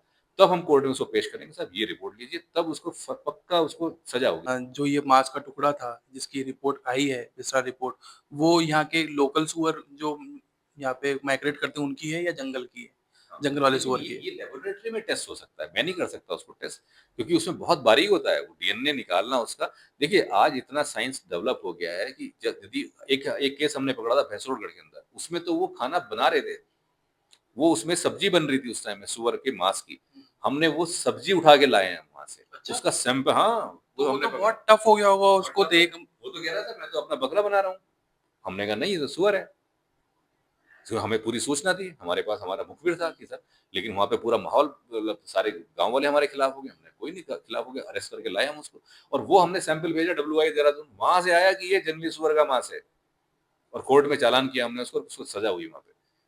WII भेजना इसलिए जरूरी है, ये ज्ञान होना जरूरी है। इन बच्चों को हम यही ट्रेनिंग भी देते हैं कि हम जब कोई केस पकड़ते हैं तो हमें क्या क्या करना चाहिए। यदि उसको ये बात नहीं पता है तो वो अननोइंगली गलत कर लेगा और फिर वो कोर्ट में फेल हो जाएगा वहां पे, फिर अगली बार उसकी तो हिम्मत बढ़ जाएगी मुलजिम की, तो और हमारे स्टाफ की थोड़ा डिमोरलाइज हो जाएगा, यार कुछ होता तो है नहीं, कोर्ट से तो छूट जाते हैं। तो इससे मतलब उन लोगों को भी समझ आनी चाहिए जो ये सोचते हैं कि मैं चोरी छुपे ले आया मांस कुकर में डाल दिया, अब कुछ नहीं हो सकता। सर आजकल इतना इतना अच्छा है कि वो उसके उससे उल्टी करा के भी हम निकलवा लेंगे उससे। यदि पेट में भी चला गया ना, तो भी हम निकाल लेंगे कि डीएनए बता देगा कि ये क्या खाया इसने आज। तो आज की तारीख में कोई ये कहे कि साहब मैं तो खा गया, ये हो गया, वो हो गया, नहीं चलेगा। सब्जी बना रहा है, वहीं से उठा लाएंगे। बस ये है कि टाइमली पता चलना चाहिए। पता नहीं चला। अर्ली इन्वेस्टिगेशन हो जाती है, उतना एक्यूरेट और ट्रांसपेरेंसी। हाँ, इसलिए हम अपने स्टाफ को कहते हैं कि गांव में रहो, गांव वालों से मित्रता करके रखो और वहां पे मुखबिर बना के रखो, उनसे बातचीत करो। देखो हर गांव में 90% लोग अच्छे होते हैं, बल्कि 90 नहीं, मैं कहूंगा 99% लोग अच्छे होते हैं। 2-4 ही बदमाश होते हैं, लेकिन कोई भी उनके बारे में बताता नहीं है। तो हम यदि उनसे दोस्ती रखें, गांव वालों से मिलना जुलना रखें, वो हमारे भाई तो हैं भाई। कल तक हम उधर बैठे हुए थे, हमारा सिलेक्शन हो गया, हम इधर आ गए, वो उधर हैं, तो इतना ही तो है, हम भी उन्हीं में से हैं। तो यदि हम उनको अपना भाई मानते हैं, उनसे दोस्ती करो और उनसे ये for the betterment of forest, for the betterment of wild life उनसे बातें करो। और यदि कोई भी बात होती है, तुरंत यदि हमें पता चल जाता है, तो देखो यदि आपने घटना होने के बाद, पोचिंग होने के बाद यदि पकड़ा, यदि पोचिंग होने के बाद आपने उसको पकड़ा, तो मैं मानता हूँ कि एक तरह से आधी हार तो हमारी होगी। हमारा जानवर तो मर गया ना। जानवर मरने से पहले हमें सूचना मिलनी चाहिए और हम उसको शिकार करने से पहले अरेस्ट कर लें, तब अच्छा है। सर एक क्वेश्चन और है मेरा एनिमल से रिगार्डिंग कि विसरा का भी हमने इतनी बातचीत करी विसरा की, तो मुझे याद आया कि यहाँ पर 18 साल का नाहर था बाघ, तो उसकी डेथ हो गई थी और उसकी जो पोस्टमार्टम रिपोर्ट थी वो आपने भोपाल लैब में भेजी और विसरा भी हुआ था शायद उसका। तो बहुत टाइम तक, लंबे टाइम तक पब्लिक के अंदर ये मिथ रहा कि उसकी शायद रहस्यमय तरीके से मौत हो, क्योंकि विसरा पहली बार सुना था पब्लिक ने कि भाई, क्योंकि प्रिंट मीडिया के अंदर काफी कम आता था। और एक तो सर मेरा क्वेश्चन ये है कि उसकी जो डेथ है वो कैसे हुई, और दूसरा क्वेश्चन भी मेरा इसी से जुड़ा हुआ है कि जो उसकी पार्टनर है महक, तो वो उसके जाने के बाद में काफी उदास हो गई थी। ऑब्वियस सी बात है, हम लिविंग बीइंग्स हैं, हमारे इमोशंस एक जैसे होते हैं, बस वो बोल नहीं सकते, हम बोल सकते हैं। तो एक मेंटल ब्रेकडाउन हो जाता है और इस दर से निकलने में समय लगता है। तो क्या एनिमल बिहेवियर एक्सपर्ट्स की आपने हेल्प ली साइकोलॉजिकली उसको ठीक करने की और एक नॉर्मल स्टेज पे लाने की, क्योंकि वो सिर्फ एक हमारा रेवेन्यू का जरिया ही नहीं है बल्कि हमारी जिम्मेदारी भी है। तो उसके ऊपर आप थोड़ी रोशनी डालिए। तो देखिए, जैसे आपने कहा नाहर की बात की, मैं आपको बताऊं, जैसे आप कह रहे हैं ना कि एक्सपर्ट्स की, वी ऑल आर एक्सपर्ट्स। मुझे इस डिपार्टमेंट में मैंने 99 में मैंने यहाँ पे ज्वाइन किया और 2025 चल रहा है, तो लगभग 26 साल की मेरी नौकरी हो गई। हम वाइल्ड लाइफ के एक्सपर्ट्स ही हैं। हम ये क्लेम नहीं कर रहे कि हम बहुत बड़े एक्सपर्ट हैं, लेकिन हम इन जानवरों के साथ ही रहते हैं, इनके बारे में पढ़ते हैं, इनके बारे में सीखते हैं। तो ये किसी बाहर से हमने किसी एक्सपर्ट्स को नहीं बुलाया। हम सब जो हमारी टीम यहाँ पे रेगुलर काम करते हैं, हमारे सीसीएफ साहब हैं, हमारे एडिशनल पीसीएफ हैं, हमारे पीसीएस साहब हैं, डीएफओ हैं, हमारे नीचे का स्टाफ है जो पुराने, जो हमारे साथ काम करने वाले, जैसे हमारे पास जो हमारा स्टाफ है 25-25 सालों से टाइगर के साथ काम कर रहा है। तो ये सब चीजें हम बहुत अच्छी तरह समझते हैं। नाहर की डेथ हुई, देखिए ना, जब एक टाइगर की बात करते हैं तो टाइगर की नॉर्मल लाइफ एक्सपेक्टेंसी होती है 12 से 13 साल की। जंगल के अंदर यदि रहता है तो 12 से 13 साल जिएगा। उसके बाद क्या होता है, देखो जंगल में सर्वाइवल ऑफ द फिटेस्ट है। यदि उसके दांत कमजोर हो गए, उससे दौड़ा कम जाता है, शिकार नहीं कर पाएगा। शिकार नहीं मिलेगा तो और कमजोर हो जाएगा, और कमजोर हो जाएगा तो शिकार नहीं कर पाएगा। ये एक विशेष सर्किल है। कमजोर होने से शिकार नहीं कर पा रहा, और शिकार नहीं कर पा रहा तो भूखा है, डायरेक्टली प्रोपोर्शनल। हाँ, तो ये जल्दी फिर वो 12 साल के बाद यदि वो कमजोर होता जा रहा है, और फिर टाइगर्स में क्या होता है, जो नया बच्चा आया वो उसको कहेगा अब तू हट जा, मैं रहूंगा इस क्षेत्र में, उसकी टेरिटरी है, उसको उस टेरिटरी से बाहर निकालेगा, और बाहर जाएगा उसको जगह मिल रही नहीं।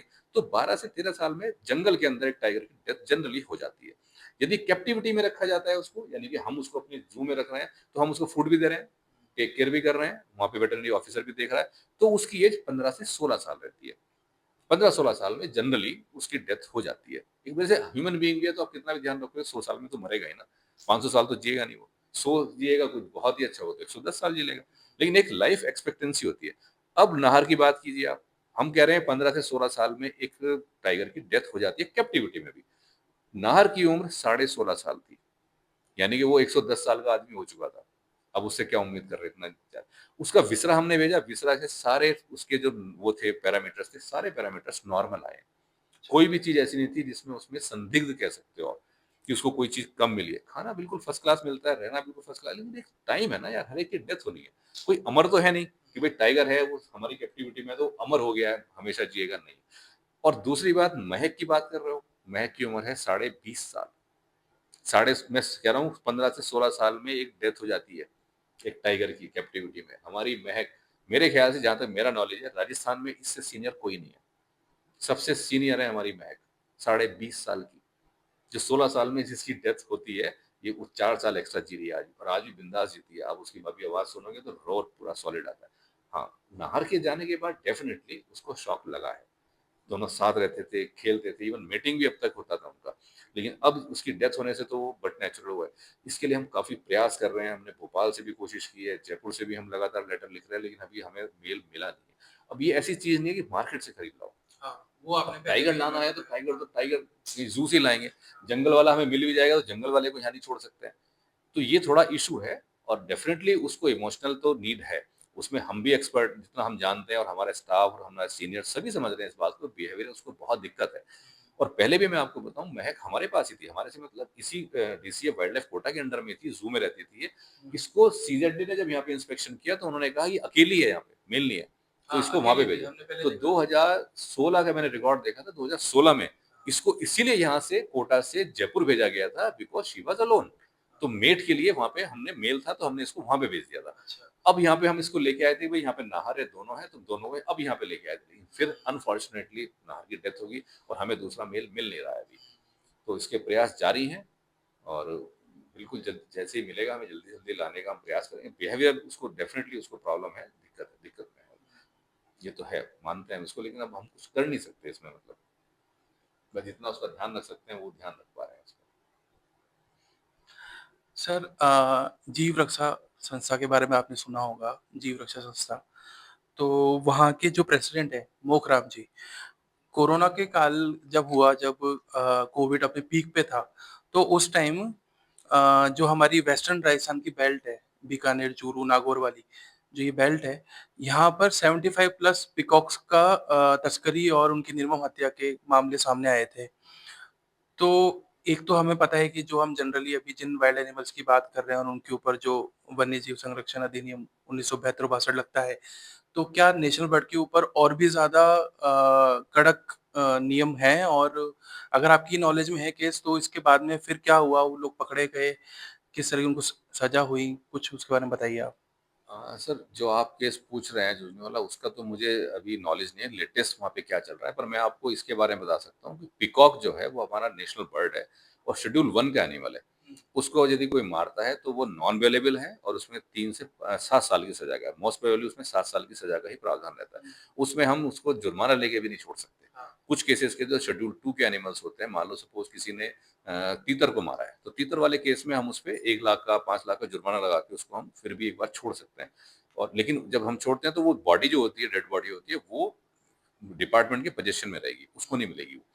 लेकिन हाँ, ये है कि उसमें, लेकिन पीकॉक के केस के अंदर यदि कोई मारता है, मारने का प्रयास करता है, तो उसका चालान ही होगा, कोर्ट में ही जाएगा वो, उसको सजा ही मिलनी है उसमें। और इसमें आज जो आप बता रहे हैं, ये हमारे पास भी कई बार ऐसी सूचनाएं आई हैं कि भाई लोग बाग उसको जहरीला दाना डाल देते हैं, जब वो बेहोश हो जाता है तो उसी गर्दन जहरीला काट अनाज देते देके उनको मार देते हैं, हैं। और अनाज खासकर जो उस तरफ मोंगिया जाति के लोग रहते हैं, वो पीकॉक का शिकार ज़्यादा हो जाती है। करते हैं। वो लोग क्या करते हैं कि उसको बेहोश कर देते हैं। मारते नहीं है, वो मरता नहीं है, वो बेहोश होता है। बेहोश हो जब गिर गया बेचारा तो जाके उसकी गर्दन काट देते हैं, मार देते हैं उसको, बहुत रफ़ उसका वो होता है। तो इसके लिए हमने तो देखो, मैं तो आपसे यही कह सकता हूँ, मैं तो अपने क्षेत्र में हमारे स्टाफ को पूरा इसके लिए सेंसिटाइज़ करते रहते हैं, रेगुलर गश्त करो, और कोई भी ज़रा-सा भी जिस पे आपको लगे कन्फ्यूज़न है कि ये आदमी यहाँ पे कौन है, नया आदमी दिख रहा है, ये क्या कर रहा है यहाँ पे, उसका पूरा ध्यान रखो वहाँ पे। और आए तो पूरे क्वेश्चन पूछो उससे, क्यों आया, कैसे आया, और ज़रा-सा भी संदिग्ध लगता है तो तुरंत केस दर्ज करो उसके खिलाफ। तो हम देखो, हर एक को अपने-अपने क्षेत्र में यदि हम सभी सजग हो जाएँ, हमारा स्टाफ और हम लोग सजग होके काम करते रहे ना, तो किसी की मजाल नहीं है ऐसे। आज पाकिस्तान का एक आदमी आके यहाँ पे हमारे बम फोड़ने की कोशिश करता है, ये भी ऐसे ही है। जो ये कर रहा है, देश को नुकसान पहुँचाने का प्रयास ही कर रहा है, छोटे-छोटे लेवल पे है और वो बड़े लेवल पे है। तो हमें भी वहाँ पे सैनिक की तरह वहाँ पे अड़ जाना चाहिए, पूरी हिम्मत लगा देनी चाहिए, ऐसे आदमी को बिल्कुल रोकना चाहिए हमें इसके लिए। दोनों ही देशद्रोह हैं, चाहे दोनों आप देश में। इस देश की धरती के इंसानों को मारें या वन्य बिल्कुल, जीवों को मारें। बिल्कुल, बिल्कुल। सर 26 साल आपको कोटा में हो गए, जैसा आपने बताया। कोटा में नहीं, वो राजस्थान गवर्नमेंट। अच्छा, राजस्थान गवर्नमेंट में है ना? तो आप रेंज में भी रहे हैं, फॉरेस्ट में भी रहे हैं, और आज इतने बड़े अधिकारी के तौर पे आप यहाँ बैठे हैं, और आपके मार्गदर्शन में इतना सब कुछ देखने को मिल रहा है। टाइगर जो है अपनी एज से ज़्यादा जी कर जा रहे हैं। तो मेरा क्वेश्चन ये है कि सर, कभी फॉरेस्ट के अंदर ऐसा हुआ कि कभी आपने किसी आदमखोर जानवर को एनकाउंटर किया हो और सामना हुआ हो आपसे, और उस समय आपकी स्थिति कैसी रही? आपने कैसे मैनेज की चीज़ें? नहीं, आदमखोर तो नहीं मिला। आदमखोर का मतलब हो गया मैन ईटर। तो मैनीटर तो मेरी लाइफ में मैंने कभी नहीं देखा। पर हाँ, जिसको हम सोचते हैं कि भाई ये डेंजरस है, फैटल है, जैसे लेपर्ड है, टाइगर है, लायन है, जैकल है, मतलब जैकल एक कार्निवोर है लेकिन वैसे ऐसे खतरनाक नहीं है, वो डरता है। पर मैंने जितनी वाइल्ड लाइफ पढ़ी है, मैं अपने वाइल्ड लाइफ अपने ट्रेनिंग पीरियड में वाइल्ड लाइफ उसका सब्जेक्ट था, मैं टॉपर था। जबकि मैं उस टाइम वाइल्ड लाइफ ज़्यादा समझता नहीं था, पर मैं I was the topper of my batch. तभी तो सर आप इस पद पे बैठे हैं। तो अब वाइल्ड लाइफ को जब हम समझ जाते हैं, तो जब मैं नौकरी में गया तो मेरी मदर भी कहती थी कैसे रहेगा वहाँ पे, तो गन मिलती है नहीं तुम्हें? तो हमने कहा गन तो मिलती है हमें, लेकिन गन मिलती है आदमी के लिए, जानवर के लिए गन नहीं मिलती। हमारे पास जो रिवॉल्वर है, गन जो भी है, वो किसके लिए है? वो आदमी से जंगल जंगल में रहने वाले जानवरों की सुरक्षा करने के लिए है, उनको मारने के लिए नहीं है। क्योंकि हमारा फंडामेंटल क्लियर है कि कोई भी जानवर आदमी को मारता ही नहीं है, तो मुझे उसको मारने की जरूरत ही क्या है? और सर फॉरेस्ट की लॉ और रेस्पॉन्सिबिलिटी भी यही कही जाती है कि पहला जो हमारी जिम्मेदारी वो है कंजर्वेशन, उसके बाद टूरिज्म है। बिल्कुल, टूरिज्म तो लास्ट जाके आता है। देखिए, आज आप गड़िया महादेव पे जाते हैं, गड़िया महादेव में टूरिज्म पे मैं कहता हूँ मैं 1 करोड़ रुपए साल के अर्न करके देता हूँ सरकार को। 1 करोड़ रुपए की क्या कीमत है? जो गड़िया महादेव है, यदि मैं कहूँ कि इसको बनाने में कितने पैसे लगेंगे? कोई कीमत है उसकी? ऐसा ऐसा स्ट्रक्चर आप बना सकते हो क्या? करोड़ों क्या, कितनी ज़ीरो लगा लो उसके आगे। ऐसा स्ट्रक्चर बना सकते हो क्या? ऐसी रिवर ऐसे गोल होके जाती हो, बना सकते हो क्या? नहीं बना सकते। उसको प्रिज़र्व करना ज़्यादा इम्पोर्टेंट है। तो हम टूरिज़्म तब करते हैं, टूरिस्ट ऐसे ही आदमी वहाँ पे जाएँ जो जो फॉरेस्ट्री को, वन्यजीवों को समझते हो। मैं वहाँ पे जाता हूँ, वन्यजीव समझता नहीं हूँ, वहाँ पे सबको डिस्टर्ब कर रहा हूँ, वहाँ बिस्किट खाता हूँ, रैपर वहीं फेंक के आ जाता हूँ, गंदगी फैला के आ रहा हूँ। तो ऐसा टूरिज़्म हमें नहीं चाहिए। उससे थोड़े से जो टूरिस्ट की फीस आएगी, उस फीस से हम कितना सरकार में रेवेन्यू जमा करा देंगे, नुकसान ज्यादा होगा। तो हम चाहते हैं सेंसिबल टूरिज्म होना चाहिए, इको टूरिज्म होना चाहिए, जो इको सिस्टम को समझते हो, वही लोग यहाँ पे आए। जनरल पब्लिक को पूरा क्राउड कर देंगे, कुछ लोग कहते हैं कि साहब फीस बहुत ज्यादा है, कम कर दें। यदि हम कम कर दें, क्राउड बहुत ज्यादा आएगा, उसको सेंसिटाइज करना बहुत मुश्किल है। वाइल्ड लाइफ को समझना हमें, हम इसके लिए बहुत प्रयास कर रहे हैं, हमारी पूरी टीम है, रेगुलर हम स्कूल्स में जाते हैं, कॉलेजेस में जाते हैं और बच्चों को अवेयरनेस कैंप करते हैं। उनको समझाते हैं कौन सा काम ज़रूरी है वाइल्ड लाइफ को बचाने के लिए। चींटी कितनी इम्पोर्टेंट होती है हमारे लिए, टर्माइट भी जो जिसको हम दीमक बोलते हैं, वो हमारे लिए कितना बड़ा काम करती है। वो खराब नहीं है, वो बहुत अच्छी है, उसको जो काम कर जो भी जंगल के अंदर यदि बाम्बीज़ बहुत सारी है, बाम्बी का मतलब जहाँ पे दीमक का घर होता है। यदि ज़्यादा हैं, तो मान लो कि जंगल बहुत रिच है। यदि बाम्बीज़ कम है, मतलब जंगल खराब है वो। जी, आप जैसे आप जिम कॉर्बेट के जंगल में जाएँगे तो आपको हर 20 मीटर पे, 50 मीटर पे आपको बाम्बी मिलेगी बड़ी-बड़ी, इतनी बड़ी-बड़ी, है ना? और यदि आप रणथंभौर में भी जाएँगे तो खूब बाम्बीज़ मिलेगी आपको। लेकिन यदि कोई जंगल में आप जा रहे हो, आपको बाम्बी नहीं मिल रही है, इसका मतलब जंगल अच्छा नहीं है वहाँ पे। दीमक बहुत बड़ा रोल प्ले करती हैं। सारे जितना भी अपना और इनॉर्गेनिक मटेरियल है जो भी सारा हमारा, जो पत्ते हैं, इन सब अब देखिए पत्ता जो है, पत्ते के अंदर कार्बन भी है, लोहा भी है ना? नाइट्रोजन भी है, ऑक्सीजन भी है, सब चीज़ें उसके अंदर है। उससे निकाल सकते हैं क्या हम? उसको निकालने के लिए हमें करोड़ों रुपए की मशीन बनानी पड़ेगी, तब उन पार्ट्स को अलग कर सकते हो। और टर्माइट क्या कर रही है? फ्री ऑफ कॉस्ट करके दे रही है, 24/7 कर रही है। फुल टाइम ये काम करती है, उसमें से निकाल के सब चीज़ों को मिट्टी में मिला देती है और अपना रेगुलर कर रही है, कोई चार्ज नहीं लेती है। और टर्माइट्स ब्लाइंड होती है, उनकी आँखें नहीं होती। जो उसकी क्वीन होती है और जो उसका मेल होता है, उसमें 4 तरह की स्पीशीज़ होती है। मतलब ये बहुत इंटरेस्टिंग है। हम बच्चों को यही बताते हैं कि हर चीज़ के बारे में सीखो आप, इकोसिस्टम के बारे में सीखो। आप टर्माइट के बारे में जाओगे तो टर्माइट 4 तरह के होते हैं। एक टर्माइट है जो वर्कर है, उसको काम करना है, सफाई-वफाई ये सब काम करना है। एक है सोल्जर जो चारों तरफ से देखे कोई अंदर तो नहीं आ रहा। एक एक उसमें क्वीन है और एक उसमें किंग है। किंग और क्वीन उनका तो एक ही काम है, उसको अंडे देना है, मेटिंग करना है, अंडे देना है। रोज़ के 36,000 अंडे देती है। जो क्वीन होती है, और क्वीन एक आपने टर्माइट देखी होगी, क्वीन जितनी मेरी उंगली है इतनी बड़ी हो जाती है। उसकी एज जो है 40 से 50 साल तक होती है और बाकी जो होती है उनकी 1 से 2 साल में सब मरते रहते हैं। लेकिन वो जो बच्चे हैं वो उनका काम क्या है, जो वर्कर है वहां पे जितने भी वो सारे जो टर्माइट्स हैं उनमें कोई कंपटीशन नहीं है, बड़ा होगा आईएएस बनूंगा। उसका फिक्स है कि ये वर्कर है, ये सोल्जर है, ये क्वीन है और ये किंग है, सबका सेट है वहां पे। और एक बाम्बी के अंदर लगभग 10,000 से 50,000 तक टर्माइट वहां पे एक साथ रहती है। सब अपना अपना काम कर रहे हैं। वो अंडे देती है, अंडों को उठा के लेके जाती है, जो वर्कर है अंडों को उठा के ले जाएगी। अंदर नर्सरीज हैं, अलग अलग चैम्बर बने हुए हैं, नर्सरी है, उन बच्चों को बड़ा कर रहे हैं वहां पे। उनके लिए वहां पे गार्डन है, वहां पे हाँ वो खेती करते हैं, वहां पे फंगस उगाते हैं और पूरा सिस्टम है उसको। आपको भी स्टडी करें, बहुत इंटरेस्टिंग है वो। मतलब ये चीजें इतनी बढ़िया है कि हम बच्चों को बताएं, इसकी इंपॉर्टेंस समझें, तो अलग ही लाइफ है मतलब उसकी।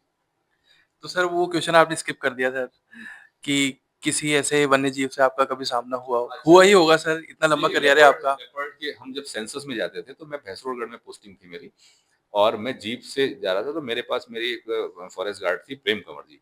वो रात में जंगल में कहीं बैठी हुई थी। उनका फ़ोन आया कि सर यहाँ पे कुछ लोग सामने से बोट से आ रहे हैं और आप तुरंत आइए क्योंकि यहाँ पे मैं अकेली हूँ और पता नहीं कौन लोग हैं यहाँ पे आ रहे हैं। तो मैं जीप लेके जब गया तो जैसे ही मैं जीप से चला तो मेरे सामने लेपर्ड आ गया एकदम से। अच्छा। अब जितना हम मतलब फॉरेस्ट्री अपनी जगह है, वाइल्ड लाइफ अपनी जगह है, पढ़ाई अपनी जगह है, लेकिन उसका डर तो होता है ना। मुझे पता है कि ये मुझसे माइंड ये कह रहा है कि ये मुझसे डर के भागेगा, है ना? लेकिन वैसे क्या कर रहा है कि इसे डर भी लग रहा है, साला यदि पलट के आ गया तो मैं इससे क्या करूँगा? और मैंने अपना गाड़ी से मैं उतरा और मैंने अपना कैमरा उठाया, वो सामने बिल्कुल पास में था और कैमरा उठा के मैं जैसे ही उसके पास जाने लगा, उसने ऐसे देखा मुझे और वो भाग गया। फैक्ट यही है कि वो हमसे डरता है। ये उस दिन मुझे 100% श्योर हो गया। तो इस तरह के इंटरेक्शन 1-2 बार और हुए हैं, लेपर्ड से हुए हैं।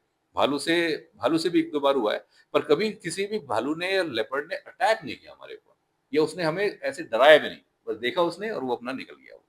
कैमरा क्यों दिखाया आपने कि रोशनी से दूर भागते हैं? मैंने कैमरा जितनी देर में कैमरा लेके आया, मैं बता रहा हूँ ना, जब मैं उसको क्लिक करने के लिए आया, उतने में तो निकल गया वो। उसने देखा ऐसे, सब डरते हैं। This is the fact.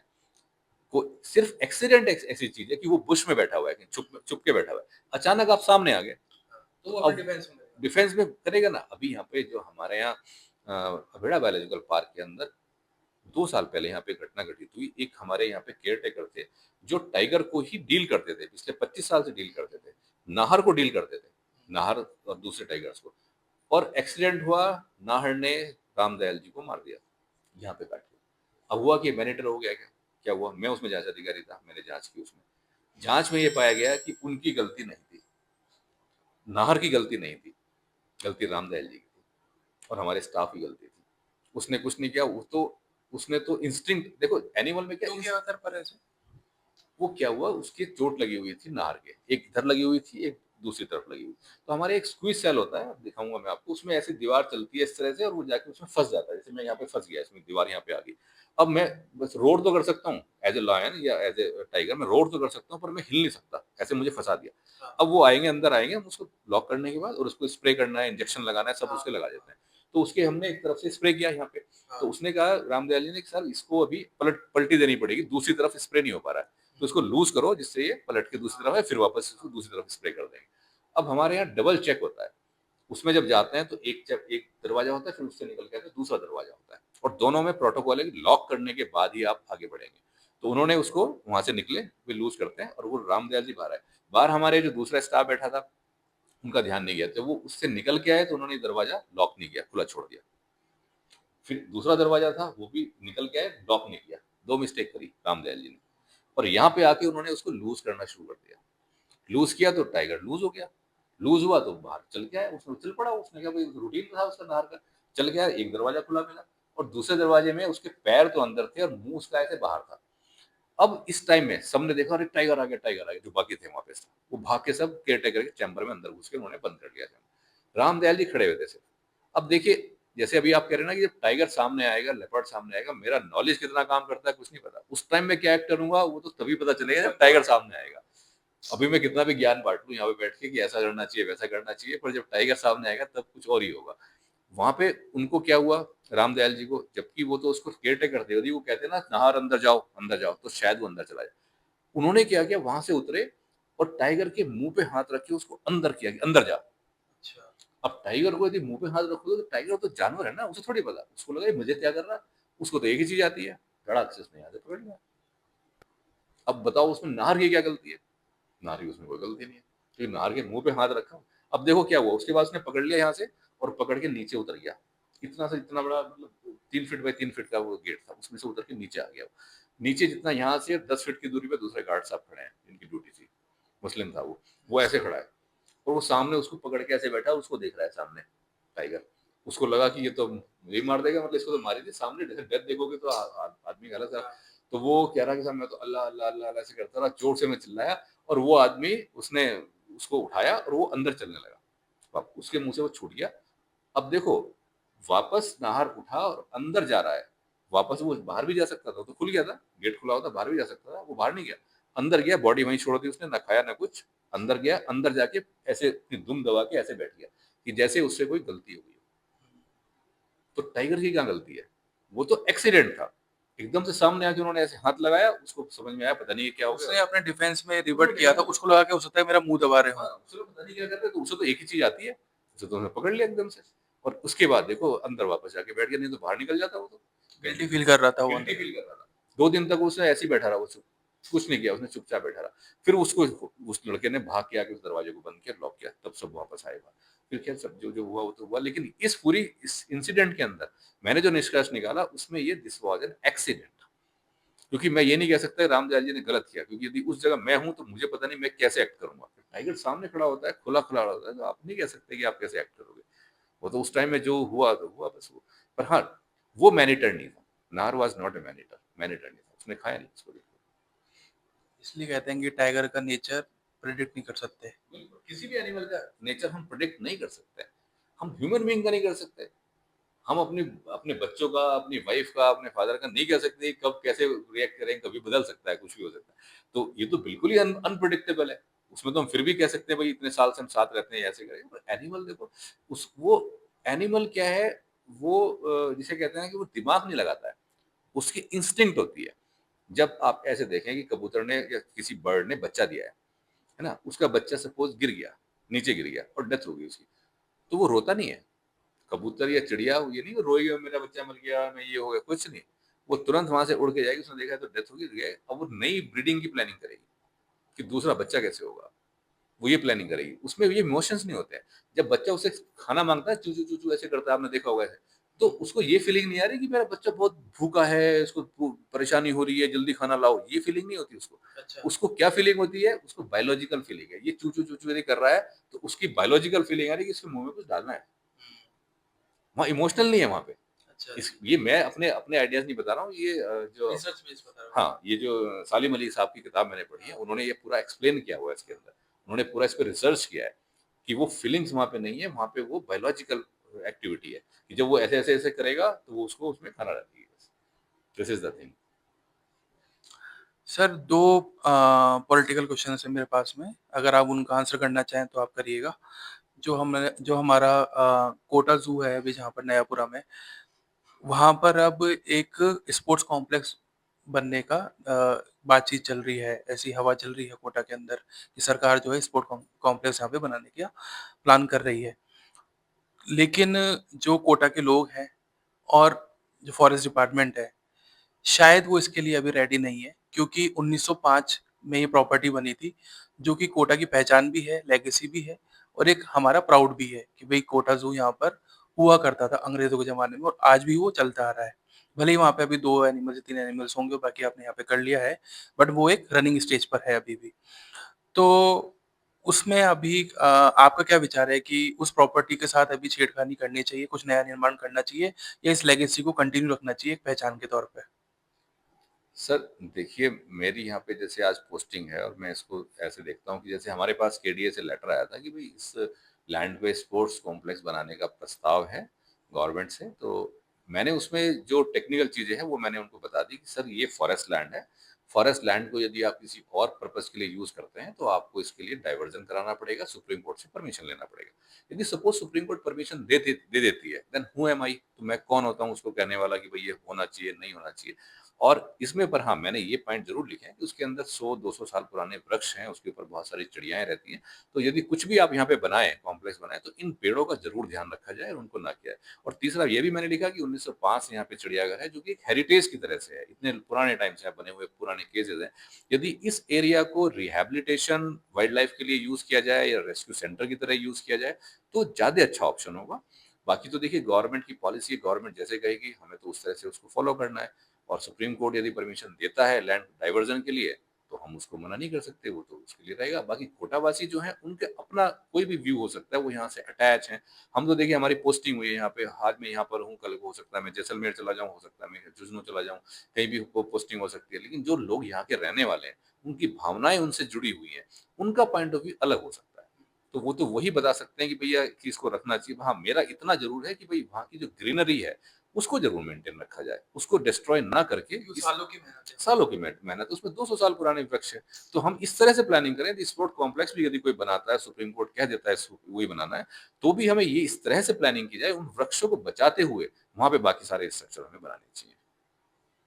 एक सर लास्ट क्वेश्चन मेरा ये है कि चूंकि आप कोटा के अंदर आपकी पोस्टिंग है, 24/7 आप यहाँ पर एक्टिवली काम कर रहे हैं और अपनी सेवाएं प्रदान कर रहे हैं, तो जो यहाँ पे वाइल्ड लाइफ है इनसे भी आप जुड़े हुए हैं एक फैमिली के तौर पे, आप सब चीज़ों की यहाँ पे देख रेख कर रहे हैं, है ना? चाहे वो एनिमल्स हों, टूरिस्ट हों, रख रखाव हो, स्टाफ हो। तो मेरा क्वेश्चन ये है कि इसमें कुछ ऐसे रिक्वायरमेंट्स या कुछ ऐसी प्लानिंग जो डिपार्टमेंट से अब मिनिस्टर लेवल पर जा चुकी है और वहाँ पे कहीं वो एक किसी पेंडिंग स्टेज में जाके अटक गई है और वो देखा जाए जो आप फ़ील करते हैं कि नहीं यार ये प्रायोरिटी पर काम हो जाना चाहिए, क्योंकि उन चीज़ों को आप ज़्यादा बेहतर तरीके से समझते हैं। तो वो ऐसे कौन से काम हैं जो अभी उस पेंडिंग स्टेज पर हैं और जो मिनिस्ट्री है उसको वो अप्रूव कर देना चाहिए? क्योंकि ये एक सेंसिटिव ज़ोन है और मेबी हो सकता है उनमें से कुछ काम ऐसे हों जो सर्वाइवल के लिए बहुत इम्पोर्टेंट हो। तो वो आप बताइए थोड़ा-सा? तो देखिए, इसमें सबसे बड़ा जो काम है वो हमारे अभेड़ा बायोलॉजिकल पार्क की सेकंड फेज के काम है। हमारा अभेड़ा बायोलॉजिकल पार्क जो है 2 फेजेज़ में बनाया जाना था, जिसमें 20 करोड़ का तो फर्स्ट फेज थी और 20 करोड़ की सेकंड फेज थी। और ये काम 2017 से स्टार्ट हुआ था, 17-18 में और 18-19 में तो फर्स्ट फेज थी और 19-20 यानी कि 20 और 21 तक ये पूरा हो जाना चाहिए था। लेकिन बीच में कोरोना आ गया और कई तरह की प्रॉब्लम्स आ गई। अब ये इश्यू है, इसमें टॉप प्रायोरिटी पे ये है कि ये सेकंड फेज का जो हमने प्रपोजल भेजा है, ये आज गवर्नमेंट स्तर पे गवर्नमेंट में पहुंच गया। वहां से इसकी sanction as soon as possible आ जानी चाहिए और इसका बजट हमें मिल जाना चाहिए, जिससे कि हम ये पूरा काम कर पाएँ। और इसके साथ-साथ ये भी है कि हमारे एनिमल कलेक्शन जो है कि भई हमें एक टाइगर की यहाँ पे आवश्यकता है, वो हमें यहाँ पे मिलना चाहिए। एक लायन हमारे पास मेल नहीं है, फीमेल ही है खाली, तो वो हमें मिलना चाहिए। लेपर्ड्स हमारे पास खूब हैं, कोई इश्यू नहीं है। तो ये प्रायोरिटी पे है हमारे। इसके लिए हम हर स्तर पे प्रयास कर रहे हैं, लेकिन एक तो हमारा कि दोनों ही हमारे जो है गवर्नमेंट लेवल पे अटके हुए हैं, जैसे ही हमें क्योंकि बजट हमें गवर्नमेंट से ही मिल पाएगा। तो ये बजट जिस दिन हमें मिल जाएगा, उसके बाद हम तुरंत इसमें मतलब 4 चाँद लगा सकते हैं। और ये देखिए, पूरे हाड़ौती क्षेत्र के लिए अकेला एक ही बायोलॉजिकल पार्क है यहाँ पे। लेकिन इसमें टूरिस्ट की सुविधाएँ कम हैं, एनिमल्स थोड़े कम हैं और बाकी जैसे एवियरी वगैरह यहाँ पे बनानी है हमें, वो सब पैसा यदि मिल जाएगा, क्योंकि इतना बड़ा बजट होता है कि इसको आप छोटे-मोटे उससे नहीं कर सकते हैं, इसके लिए तो प्रॉपर बजट की ज़रूरत होगी। तो ये अभी क्या सरकार के स्तर पर है, पेंडिंग है, जैसे ही हमें पैसा मिलेगा हम इसको काम को पूरा कर देंगे। हमारी ऑडियंस को तो आपने अपने ज्ञान से अभिभूत कर ही चुके हैं और अभी हम हमारी ऑडियंस को पूरी वाइल्ड लाइफ भी दिखाएँगे और तमाम जो कि जितने भी क्वेश्चन्स हमने आपसे किए हैं, आपने उनके लॉजिकल और विद वैलिड प्रूफ्स आपने आंसर करे हैं। आपकी जो उपलब्धियाँ हैं, वो वास्तव में सराहनीय हैं, चाहे वो पोचिंग को रोकना हो, टाइगर की लाइफ को बढ़ाना हो और सॉइल से रिलेटेड जो आपने हमें इतना ज्ञान दिया है, तो stage is yours. India first network के लिए मैं बहुत-बहुत शुभकामनाएँ देना चाहूँगा, साधुवाद देना चाहूँगा कि आप लोग देखिए, बाकी सब फ़ील्ड्स में बहुत लोग काम कर रहे हैं। ह्यूमन बीइंग के बेटरमेंट के लिए बहुत लोग काम कर रहे हैं, लेकिन आपका चैनल जो इसके लिए कर रहा है, वाइल्ड लाइफ के लिए काम कर रहा है, वाइल्ड लाइफ को प्रमोट करने के लिए, वाइल्ड लाइफ की अवेयरनेस के लिए जो काम कर रहा है, इस तरह के कम लोग कर पाते हैं। तो मैं आपके चैनल को बहुत-बहुत धन्यवाद देना चाहूँगा कि आपने इतना टाइम निकाला, आप यहाँ पर आए और पूरी मेहनत से इतना टाइम देके आप इस पे वर्क कर रहे हैं। और हमारे साथी हैं, वन कर्मी हैं, वो कितनी मेहनत करते हैं, रात में जंगल में घूमते हैं, कितना रिस्क उनको रहता है, इतनी सिक्योरिटी भी उनके पास नहीं होती, उसके बावजूद भी वो ऐसी-ऐसी जगहों पे रहते हैं जहाँ पे ना पानी है, ना लाइट है, कोई सुविधा नहीं है, लेकिन फिर भी वो अपने वहाँ पे मतलब एज़ गुड एज़ सैनिक हैं वो भी। जैसे आप देखते हैं सैनिक इतने मुश्किल कंडीशंस में रहते हैं, हमारे वनकर्मी भी इतनी ही कंडीशंस में रहते हैं, अपने परिवारों से दूर। तो उनको हाइलाइट करने के लिए, जन साधारण तक उनकी बात पहुँचाने के लिए आपका चैनल ये काम कर रहा है, इसके लिए बहुत-बहुत बहुत धन्यवाद आपका। और मैं आपके लिए बहुत शुभकामनाएँ देता हूँ आपको कि आप बहुत तरक्की करें और आपका चैनल बहुत ऊपर तक जाए।